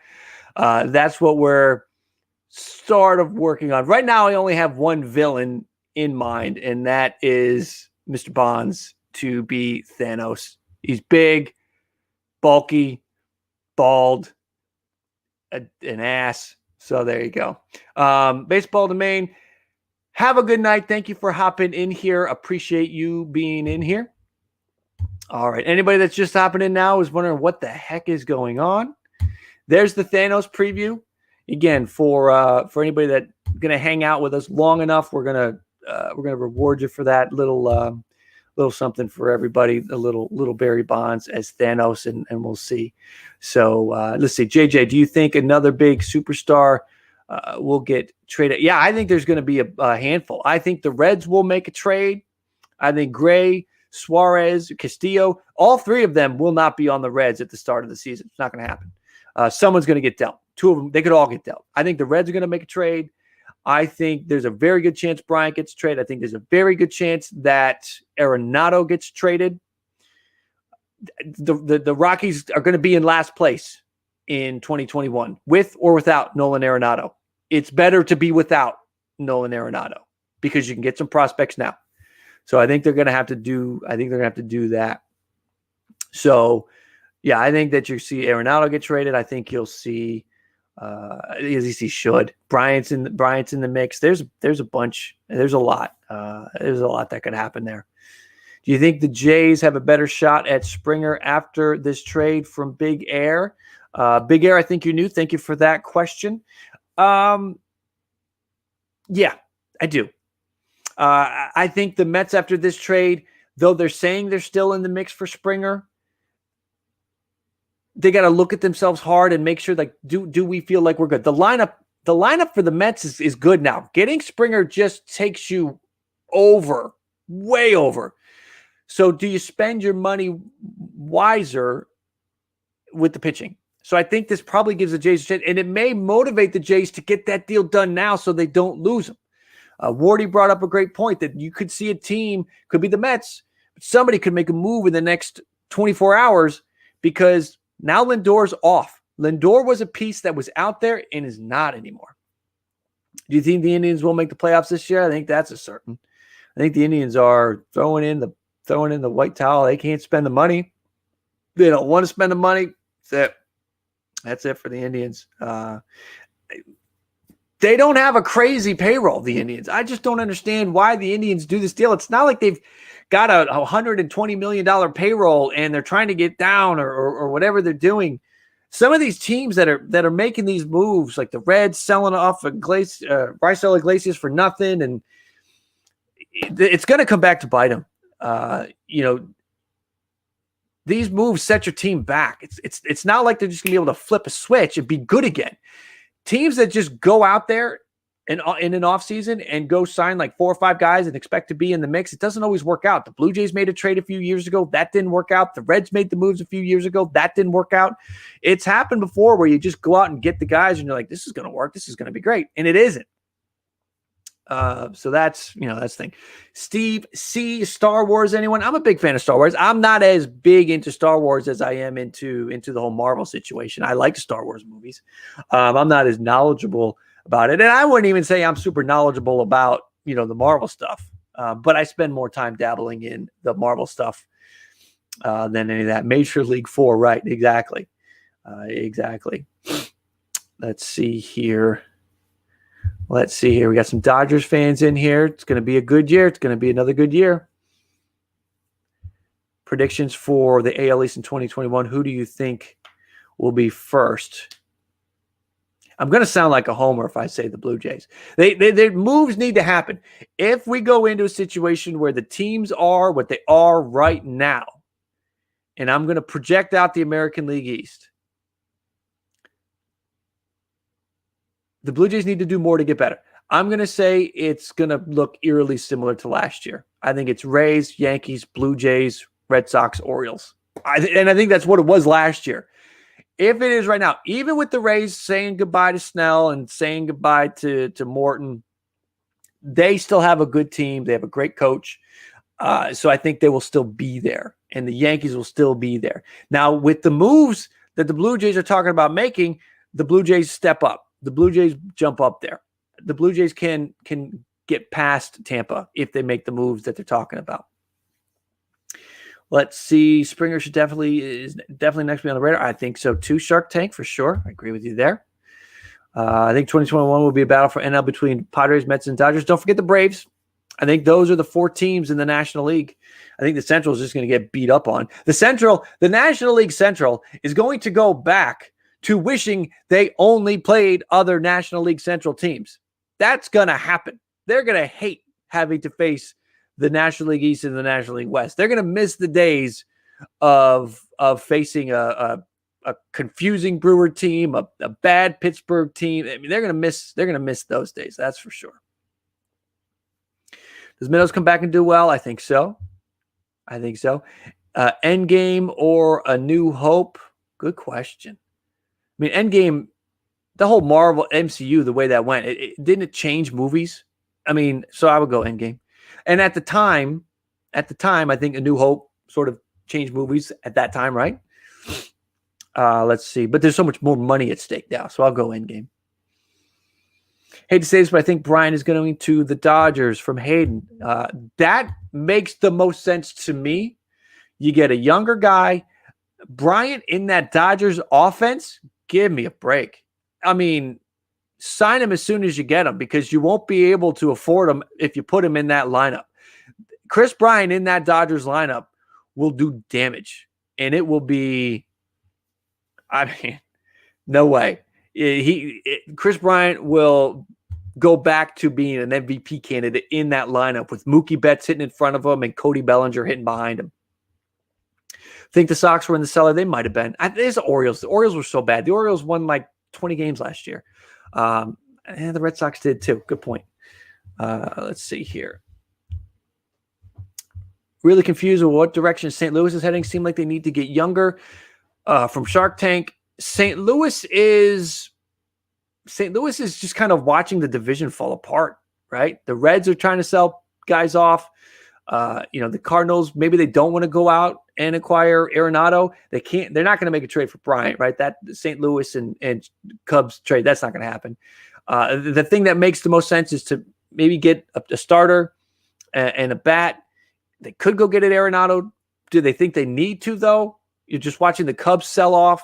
The Brewers are a conundrum.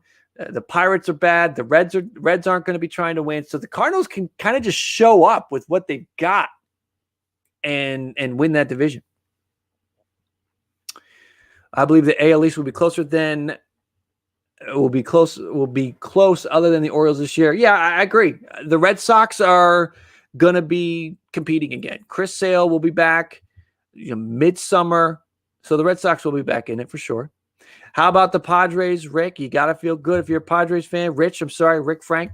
Yeah, for sure. Padres are and the Dodgers are going to battle all summer long, and it's going to be great to watch. That's going to be great fun. We may do a live stream watch along. I haven't done one of those yet, but we may do something with all you guys when the Dodgers and Padres face off for the first time. Where does Turner go if Bryant goes to LA? See, Big Air, here's the thing about Turner is he's like, I want 4 years.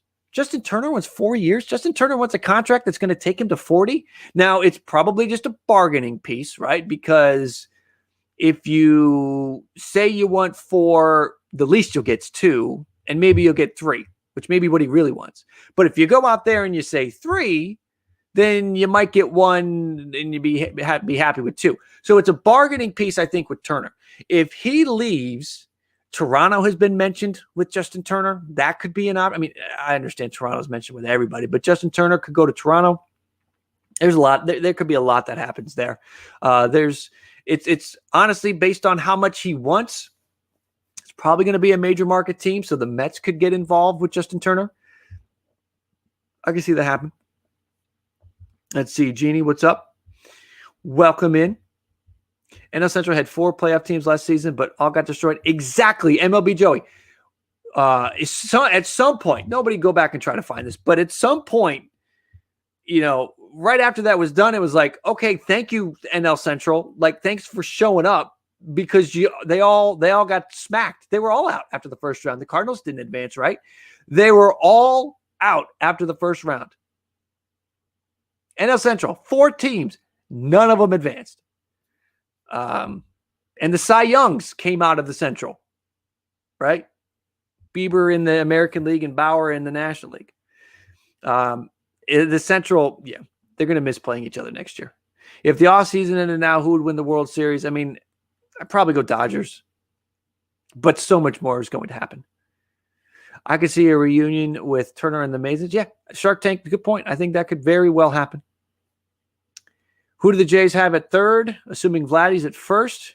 Right now, nobody. I think on the depth chart, it's Urania or somebody. They don't have any. They really don't have anybody listed up there. They got to go do something. They non-tendered Shaw.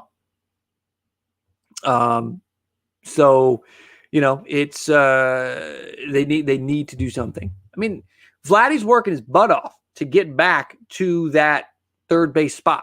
So, give it to him. Give him a chance. Reward him.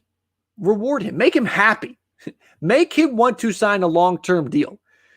They kept him in the minors for, a month to keep the clock. I'm sure that didn't make him happy. Make him happy. Let him play third base. Sign a first baseman or sign DJ LeMahieu, who could play first or third in case Vladdy struggles. That would be smart. Just texting with Ernie here, who was on. Again, anybody that's just hopping in might have missed out. We had Ernie Acosta from WFAN come on and talk about the Lindor trade. So check that out at the beginning. Elliot, can I ask you a question? Of course, you can always ask me a question. No prob. Looked good. Thanks again for coming on. Still going. All right. Let's see. Can we get hope for Groshans to come up sometime soon? Thing about that, I think his arrival has been delayed by a year with this pandemic thing and not being able to play because he hasn't played above A ball, right? Like he has not advanced. So he still needs to get his feet wet with some of the higher levels in the minors. And we know that the lower levels of the minors, the start is going to be delayed. So this thing's just wreaking havoc. What kind of cam do I need? So I have a HD. What do I have? If this is good, hold on a minute. I think I've actually got the name of it here. If I go look at the settings, HD Pro Webcam C920. I think I can put that. Yeah, that is what I've got. And I actually can improve my definition. Let's see if this works. Did that work? Do I look more defined? No. Supposedly, I just went from 480 to 720. Can anybody notice? Do I look more or less like Justin Verlander at this moment? Is there more definition going on with the visual aspect of it? Because we just went to 720. I don't know if that's any better. Big Air, yes, it does look more defined, does it? Okay. I got to remember that. We got to go for high quality here. But Elliot, that's what I've got. It is, again, HD Pro webcam C920. It's a good camera. I think most are using that. It does look better. All right, good. I gotta remember that setting. I must have been going off some generic setting from a generic laptop. Thank you, guys. Good. So yeah, it does kind of look. I'm seeing it, just little definitions of the of stuff looking better. Okay, good. So that is the one. I want to say, if you're going to invest, I want to say it's like maybe $100, maybe 150.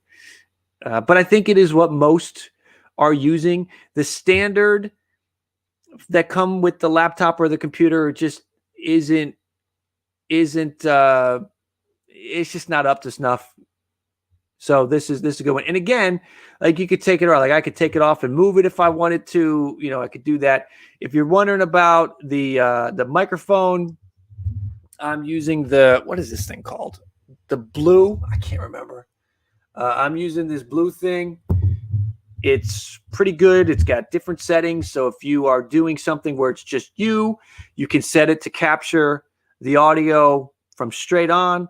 If you've got guests in the room with you, you can adjust it to capture the whole room. There's a lot of different things you can do. So blue is something that you might want to look into for a mic. There's a lot of mics. I mean, just go on to eBay or go on to Amazon. There's a ton of different mics that you can get. All of them are okay. But the camera, I would definitely recommend doing that one.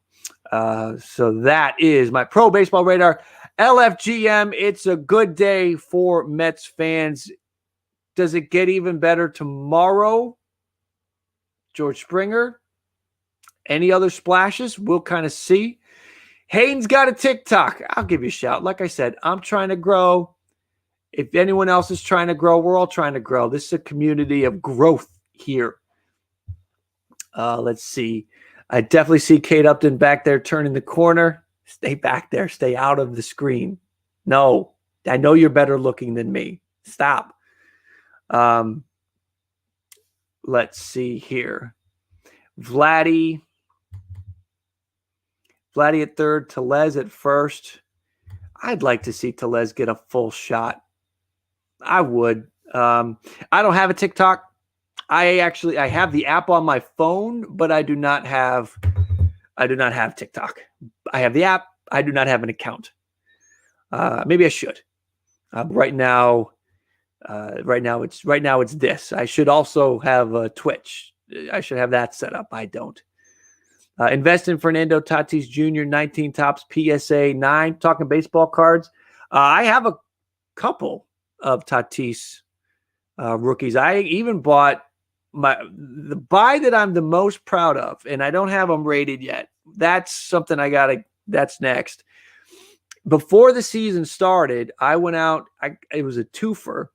I got a Luis Robert first Bowman and a Tatis first Bowman before the season started, and I think it was like $15. Now, they're not graded; they're raw. They're in the sleeves. They're in good condition. They're definitely gradable. But that's one of my more, my proud moments from this past season is that I jumped on a Tatis first Bowman and a Robert first Bowman before the season started, before it got out of control. I'm excited to see Topps cards for 2021 season. I usually get some before the season begins. I'm excited about that too. Rookie cards can really drive the hobby, and it's been good the last couple of years. And this season, the rookie cards are going to be insane because the way Topps has the licensing with MLB, they couldn't have any of the rookies in the update. So Topps update was kind of a bust. So you've got a situation where the 2021 Series 1 is just going to be loaded. I'm worried about the pricing. I'm worried about Topps just jacking the price up and making it tough to buy a lot of that product. Do I have a Twitter? I do. I hope you guys can see the scroll at the bottom. I've got a Twitter. I've got an Instagram. I'm on Twitter at Jim Riley Live, and I'm on Instagram at Daily Baseball Cards, as we're talking about baseball cards. Phil Hughes is the Tatis card king. I've seen that. He's got a whole case of them, right? He loves himself some Fernando Tatis Jr. I've seen Phil's polls. Yeah. He's got some good stuff. Iron Sports, welcome in, my man. Steel Badger, I also have a big collection of MILB cards, hats, and merch. I like grabbing some of the minor league stuff. Unless it's a first or the pro debut of the pro debut, like the values just aren't there, but there's something about maybe long-term, it'll be fun to look at some of these minor league cards. Like I have some minor league cards from the 90s. I've got, Ivan Rodriguez, minor league card, Trevor Hoffman, minor league card, Manny Ramirez, minor league card. So, it's kind of fun to collect some of that stuff. Let's see. A varnish. The Mets should trade for everyone. I mean, hey, go out and get Chris Bryant. Why not? Wardy was talking about that. Tyler was talking about that. Maybe going and grabbing Chris Bryant. That could be a trade because they still have the system. Mets still have the system intact. Let's see. Hey, no problem. Pro Baseball Radar is the logic behind the Springer signing that, let's move this, is that Gurriel moves back to the infield or that Tellez or Grichuk gets bumped out of the lineup. So if they bring Springer in, they can put him in center. Gurriel stays in left. Teoscar stays in right. Grichuk moves to DH. That's how I see that playing out. And they rotate. So when Teoscar needs a break, Teoscar DHs and Grichuk goes out into right. So I think that there's the ability to make it work with everybody they've got, but it does bump Tellez. Tellez has no trade value right now. Grichuk might have some trade value because he's a 30-homer bat. His contract isn't out of control. So you could move Grichuk.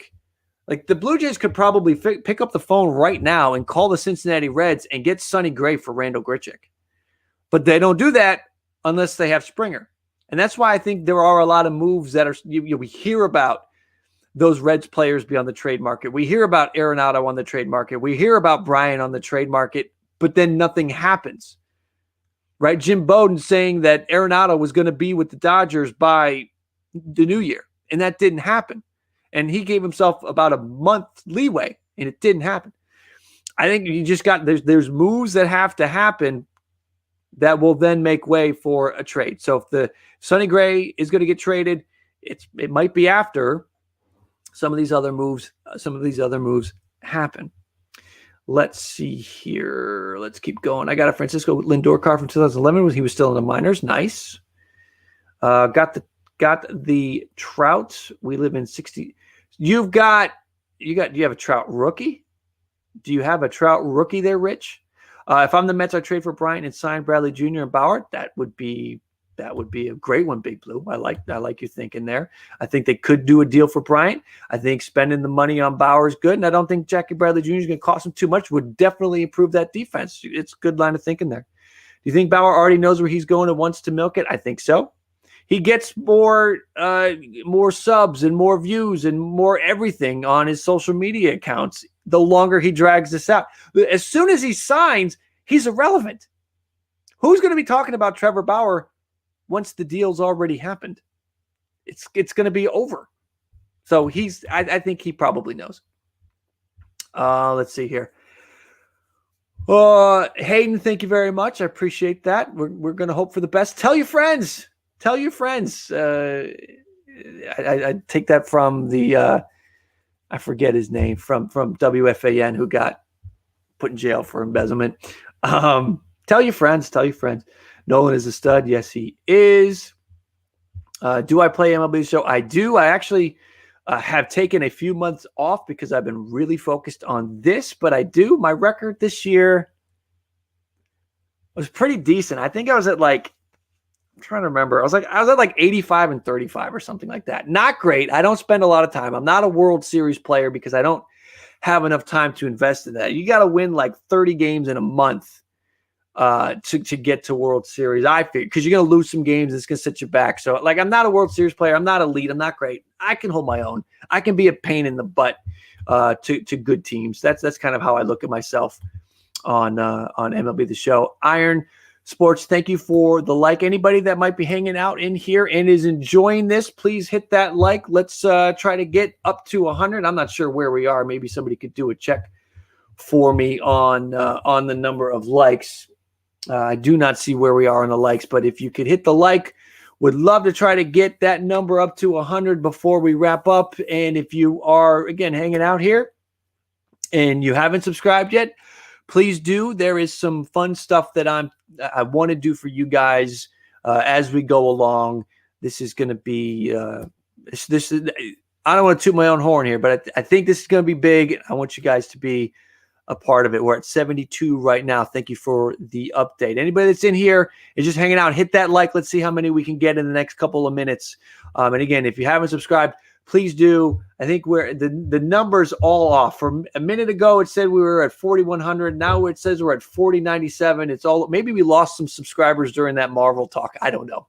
So if you're hanging out in here, if we can get 3 more people to subscribe before we go, we'll hit a nice little benchmark for the day. We'll get to that 4,100. Let's see here. Mets should sign more bullpen help. I think they will. I think there's more time for that. How many MLB stadiums have I been to? I don't know, maybe 10, 15. I don't know. I haven't been to half. I'll say I've been to about 10. Let's see here. Big Air, thanks for the stream. Have to go. Take care. Come on back. Every Tuesday night, we do the ball cap nightcap. So make sure you do that. Make sure you come back. Who does DJ LeMahieu sign with? Jerry, I think it's going to be the Yankees. If I was betting man, if I was putting money on it, I would say the Yankees. I think they will get that done. Big Blue, thank you for the subscription. I appreciate that. Again, anybody, if you are hitting that subscription button and joining the community, we'll give you a quick little shout out. Anybody that's creating content, I say this, let me know if you're creating content too. We'll give you a shout out. I'm trying to grow. And if you're creating content, you're trying to grow too. We can grow together. Let's see. Top 3 National League teams after the trade from Juan. I think it goes Dodgers, Padres, and I think it's the Braves. I think the Mets are just outside of that. Bummer. Listen, I would love for DJ to end up in Toronto. That's my team. But I just think the Yankees get it done. I don't think the Dodgers do it. I feel like LeMahieu might be using the Dodgers to get that Yankee money up because the Yankees have World Series aspirations, right? They want to be in the World Series. They know they would be facing the Dodgers. The last thing they want is DJ LeMahieu smacking the ball around in October against them in a World Series. Name the stadiums that I have been to. So I live in the Baltimore, Washington area. Obviously, I've been to Camden and Nats Park. I have been to Pittsburgh. I've been to Philly. Been to Toronto, of course. Being a Jays fan, if I hadn't been there yet, I'd have to take my card away. I've been to Tampa. I have been to a bunch of minor league stadiums, but we won't count those. Where else have I been to? There's more. They're just escaping me right now. Yeah, I can't think of them. There's more. They're just escaping me right now.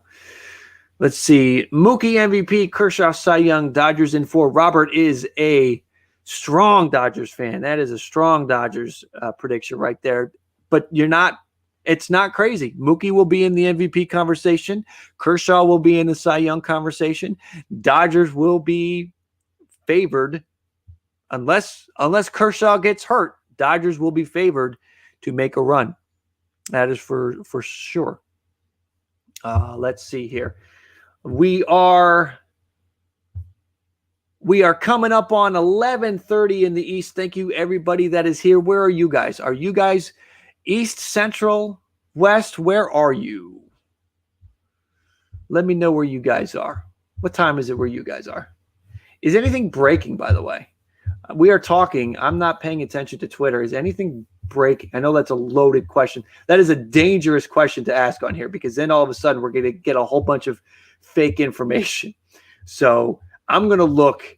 I'll answer that question. Pro Baseball Radar also in the DC area. Right on. Steve, welcome back. Elliot is in New Jersey. I had a feeling, Elliot, you were somewhere around there.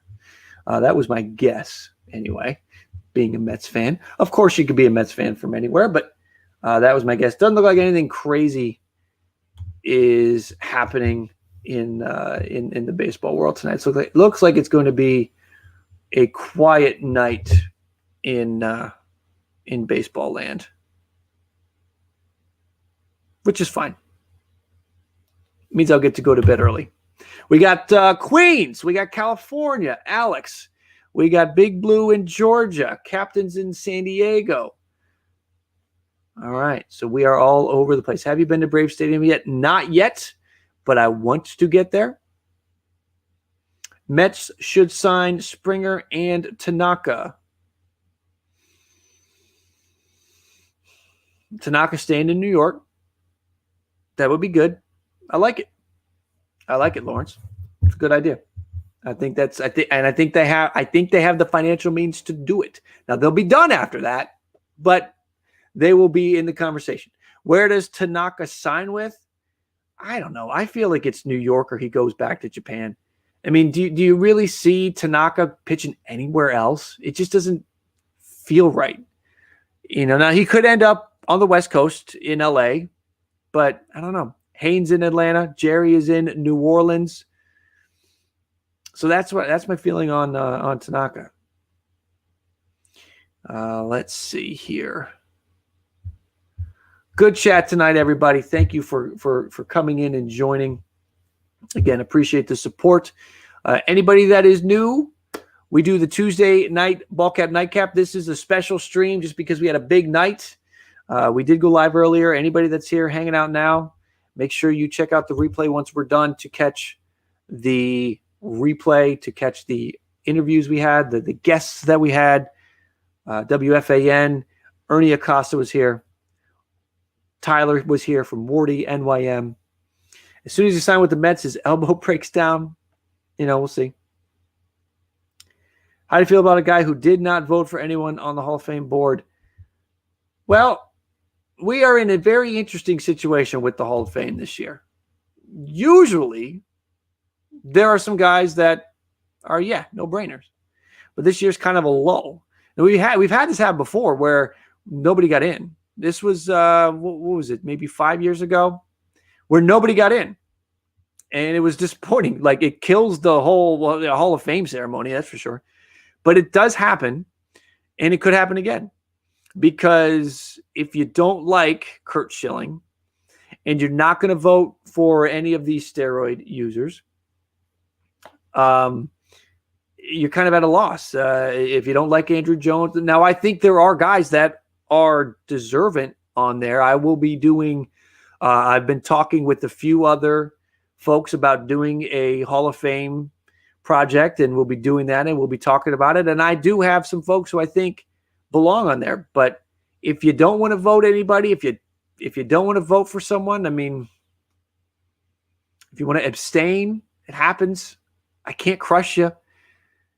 There's not as many good names, but there are players that are deserving. I think Omar Vizquel is still on there. He deserves to be in there. Defensive wizard, one of the best defensive shortstops. I mean, we've got other players that were in there for their defensive prowess. Let's get Omar Vizquel in there. Where does Paxton end up for Broad? What about in Archer? I'd like one of them to end up with Toronto.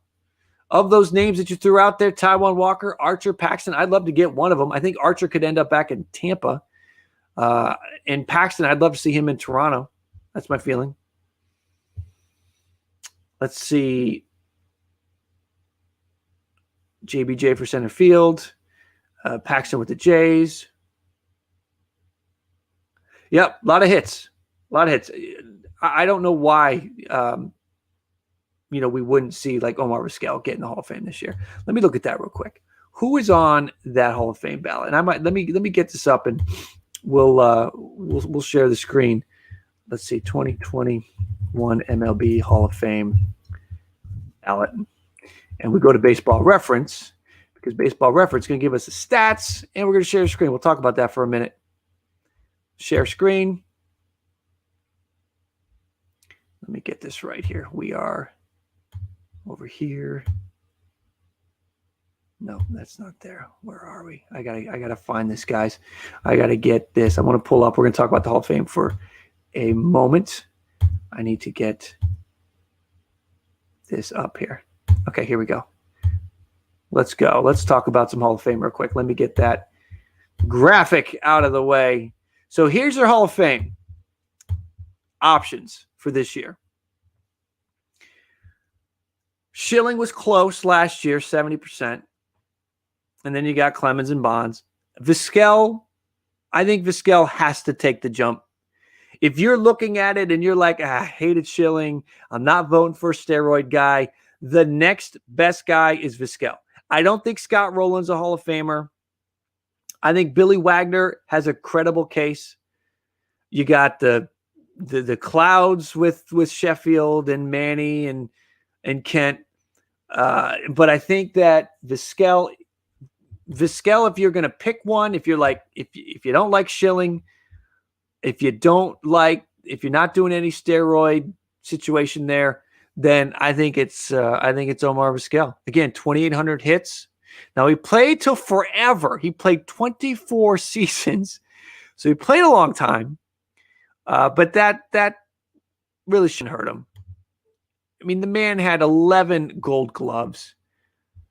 Let's see. He was the best defensive shortstop, you could argue, from 93 to 05. And you got to break through on the Gold Glove situation too. That's the other thing, right? Like he was probably, I don't remember, he was probably good at shortstop in 92 and in 91 because you got to break through. So he was winning the Gold Gloves, and he was taking the Gold Glove away probably from Cal, right? I'm sure Ripken was probably winning the Gold Gloves before that. So, you got Vizquel in there. I think Vizquel is very deserving. I think I like Andrew Jones. The first half of his career was excellent.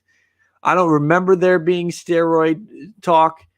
It totally fell off once he hit 30, but he was one of the best in his 20s. And we have elected guys to the Hall of Fame in the past who were only electric during a 7, 8, 9 year period of their career, and the rest of their career was just sort of filler. Okay, we've done that before. So Andrew Jones now, is he going to get in? Ultimately, is he a Hall of Famer? I don't know. Time will tell on that. But for sure, Omar Vizquel feels like a Hall of Famer out of this list. Out of everybody on this list, I might go that way. You guys let me know. Who do you think, who feels like a Hall of Famer on this list? Let me go back. Steven, welcome in, Blue Jays fan. I want to get back to the chat because we've missed a lot here looking at that. Let's see. Braves can make a blockbuster trade, Suarez or Ramirez at third. They do need to replace that bat. They had Ozuna replace Donaldson. Now they need to replace Ozuna. They could do it with Suarez for sure. Should the Jays trade for Ramirez? Are we talking J-Ram? Yeah, let's do that. I want that. Let's see. Billy Wagner and Gary Sheffield should be no doubt Hall of Famers. The problem with Sheffield is the cloud of steroid use. Now, Pudge, Ivan Rodriguez, also had his name was in the report. I'm blanking on the report, and he made it in. There are guys in the Hall of Fame that have taken steroids. The writers know who they are and aren't saying it. If you watch Ken Burns' Baseball, the 10th inning, Ken Boswell's talking about how, and he was a writer for Washington Post, knows of a Hall of Famer who was on the Jose Canseco milkshake. Those were the words that were used, and had a career year in home runs. He doesn't say who that is. I think it's Wade Boggs. Look at Wade Boggs' career. Out of nowhere, he hit 21 home runs. But there are guys in the Hall of Fame with steroid clouds. But that's why Sheffield is sitting out there right now. It's going to be interesting when David Ortiz comes up. What do they do with Ortiz? What do they do with A-Rod? You know, at that point, Clemens and Bonds will be off this list. So we'll kind of see what happens with that.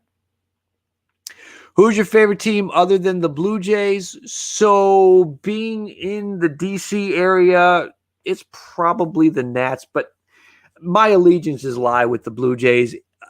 I sort of root for the home teams, Nats and the Orioles. Unless the Blue Jays are playing the Orioles, then I want the Orioles to get crushed. But I kind of root for the home teams after that. Scooter, Barry Bonds should be in because he was MVP winner. We're talking about that. There are players in the Hall of Fame that are elected to the Hall of Fame based on just periods of their career where they were incredible, not the whole career. And the argument is that Bonds was a Hall of Famer before steroids. So what do we do? That's not for me to decide. I don't have a vote. Mark Burley would be a feel-good story if he made the Hall from Big Air.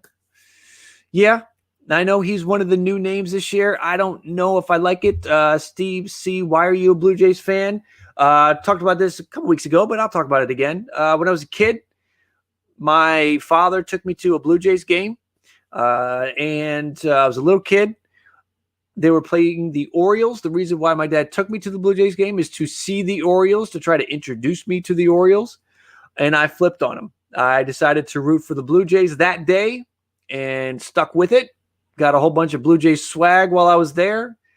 My favorite color was blue, so it all kind of worked. When you're like 6 picking your favorite team, sometimes it's as simple as the team that has your favorite color. Anyway, that's the story about the Blue Jays fandom, and that was back before they started winning the World Series. So I got on board before it was cool to be a Blue Jays fan. If we're going to say that, then Pete Rose is in for sure. The whole thing with Pete Rose, Big Air, I don't disagree with you. Like, what are we like? Are we moving the goalpost? Pete Rose, for what he did as a player, he's a Hall of Famer. What he did as a manager is inexcusable. It's a tough question. Let's see here. Yeah. Let's see. I think a little team can beat the Orioles. Orioles are in bad shape right now. The Orioles are in bad shape. Chris Davis, until Chris Davis is gone, that team's just got to eat that salary, draft players, and hope for a few years down the road. Elliot has been a Mets fan since 82. Right on. Everybody that's in here, let's have some fun.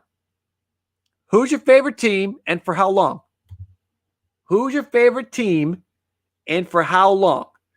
Let's see. We got a Joe Carter question. Love Joe Carter question. Scooter, what was your first thought on a Joe Carter walk-off homer in 93? So I was 11 at that point, and I was watching that game, and I went nuts. It was exciting, and that's hard to watch that as an 11-year-old or 10 or, 11, because that sets the bar pretty high. So the greatest moment I've ever seen for my team and for baseball, like, that's going to be tough to top. All right, we got some here. We're going to go with this. Scooter, since you were born with the Mets. Steve, Mets since 08. We're going, I'm skipping here. Jay Nas, Mets since 88. Jerry, Dodgers, 48 years. Iron, Padres fan for 2 years. Jay since 09. David C. Big Air, Blue Jays for as long as I can remember. It was my nickname when I was born. Nice. Who else giving us? Everybody else that's in here. We got a lot of people in here. Who's your favorite team and for how long? Steel Badger, Pirates since birth. The Brewers because of Christian Yelich. Sometimes it's that easy. Lawrence, not a Sheffield guy. I got you.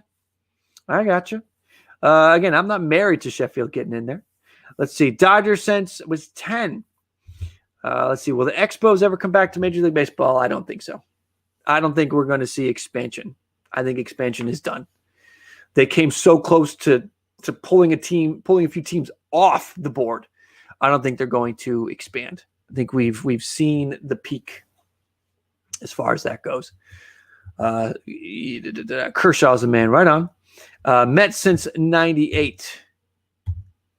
We need more Canadian teams in Major League Baseball. I mean, it's an interesting idea. Toronto makes it because they're right there. They're really close to the border. That's an interesting idea. Vancouver's a great city. Montreal was a great baseball city. You got a lot there, but I just don't see them expanding. And now the money is so great, it'll be really hard to pull a team away from their city. Let's see. Tampa. We got a Tampa fan, Montreal fan. Let's see. Who else remembers Ricky Romero? He was my favorite player when I was like 7 or 8. I've got a Ricky Romero rookie card, and I have it sleeved up, even though it's worth nothing. I remember Ricky Romero. Hot prospect. Took forever for him to pan out. When he did, he was our ace, but boy, he fell apart quick. That was just awful to watch, was his fall. And that was disappointing.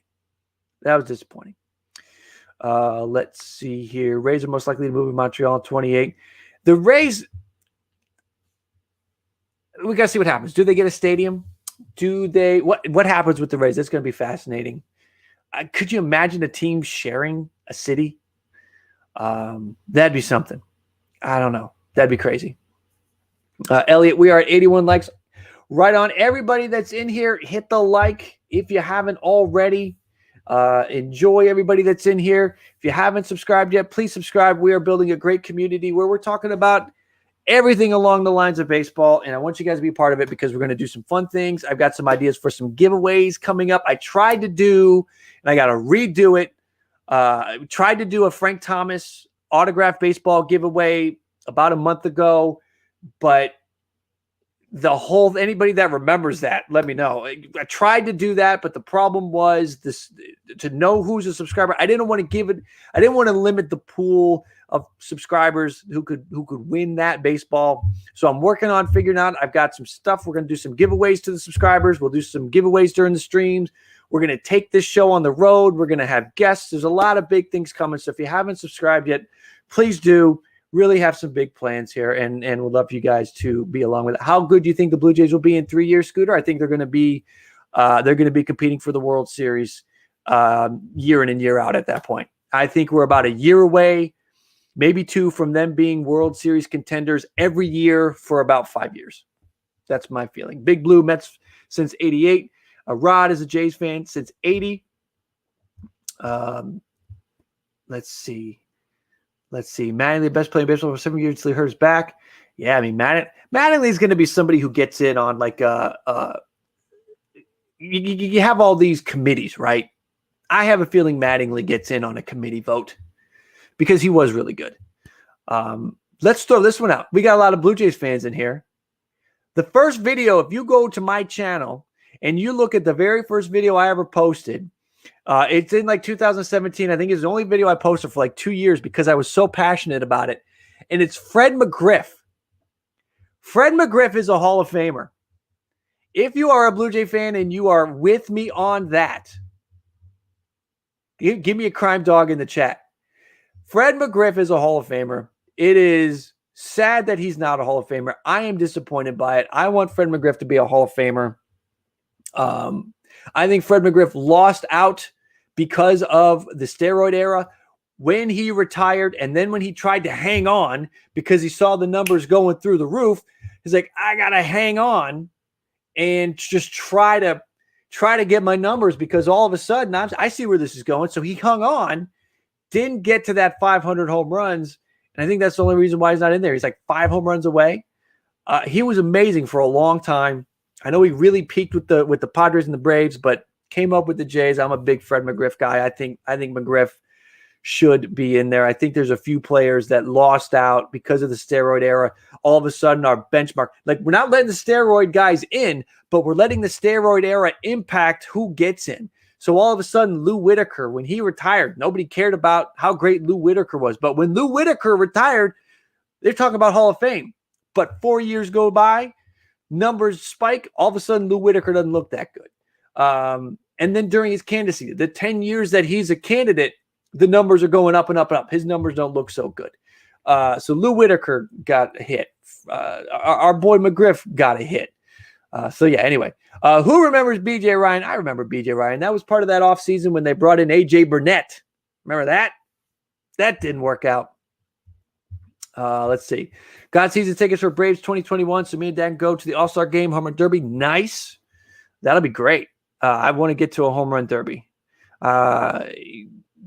I kick myself because the Nats had the All-Star Game, had the Home Run Derby, and I just had some life personal things going on. I couldn't get to it, but sometimes life happens. Anyway, let's see here. Rich Frank, 3,000 hits, 500 home runs, but there are exceptions to it. I know that those are the numbers that are like when you get there, you're in, right? But that's not necessarily the be all end all. If you got 497 home runs, which I think is his number, you got to take some liberties. Now there's just, listen, we get to the point of, is it the Hall of Fame or the Hall of Good, Hall of Great? I get that. Fred McGriff is not on the same level as Willie Mays and Babe Ruth and Ty Cobb and Honus Wagner and the like. I get that, but he's better than some of the guys that are in there, and he's on the same level as some of the guys that are in there. Should John Olerud be a Hall of Famer? I don't think so. John Olerud had a good couple of years. I don't have John Olerud as a Hall of Famer. Let's see. Didn't Foolish Baseball make a video about Olerud? I think he might have. I think I might have seen that, but it was a while ago, so I don't remember. Oh, let's see here. I'm looking at a couple things. Let me get this screen out of the way. All right, so that's gone. All right, guys. We are pushing midnight in the East. I think we're at 4,100 subscribers, so thank you, everybody that has subscribed. We've jumped up about 20 subscribers since tonight. Altogether today, I think we're up about 50. So anybody in here that is a new subscriber, thank you very much. I appreciate it greatly. Stay close to the channel. Set the alerts if you like. If you want to do it, I appreciate it. We go live Tuesday nights for the nightcap. When big things happen, we deserve Scooter. You're onto something there with Todd Helton. Lawrence is a Mets fan since 66. 66 was a good year. Was it 66 or 69? You have to remind me. But anyway, we have the nightcap. We're doing stuff when big things happen. We're here, and once the season gets going, I hope to have some good stuff in the works. And again, for my Blue Jay fans that are in here, have a couple good things that I'm trying to work on. So and bringing some people in here. 69, it was 69. That's right. So everybody, thank you again for being a part of this. We're pushing midnight. I am going to maybe pour a glass of wine and watch some TV for an hour. That's going to be my nightcap. And for sure, we will be back live next Tuesday. But if something happens, if we see the Springer deal or the LeMahieu deal or another trade, you'll see me instantly for sure. And maybe something like this one, we'll do something that night. But anyway, thank you guys for hanging out. Before we go, we always go with a video. And tonight, we are going to go, just because he's been a big topic. He's on the thumbnail. He's a big part. He's why we're here. We're going to throw on some Lindor homers before we go. Thank you for hanging out. Thank you for watching out. Thank you for the likes. Thank you for the subs. Thank you for the support. Appreciate it. Everybody, thank you to Ernie Acosta from WFAN for coming in. Thank you to Tyler Ward from WARDYNYM. If you haven't checked his channel out, go do that good Mets content over there. So Mets fans, you'll be happy if you find WARDYNYM. And he does some hockey stuff too with Wardy NHL. Thank you, everybody. Again, have a great Friday. Stay safe. Don't go around touching anybody else's face. And I will see you again next time. Take it easy, guys. He did the first. See, they're not scoring like he thought they would. If it's fair, it's gone. It is a home run for Francisco Lindor.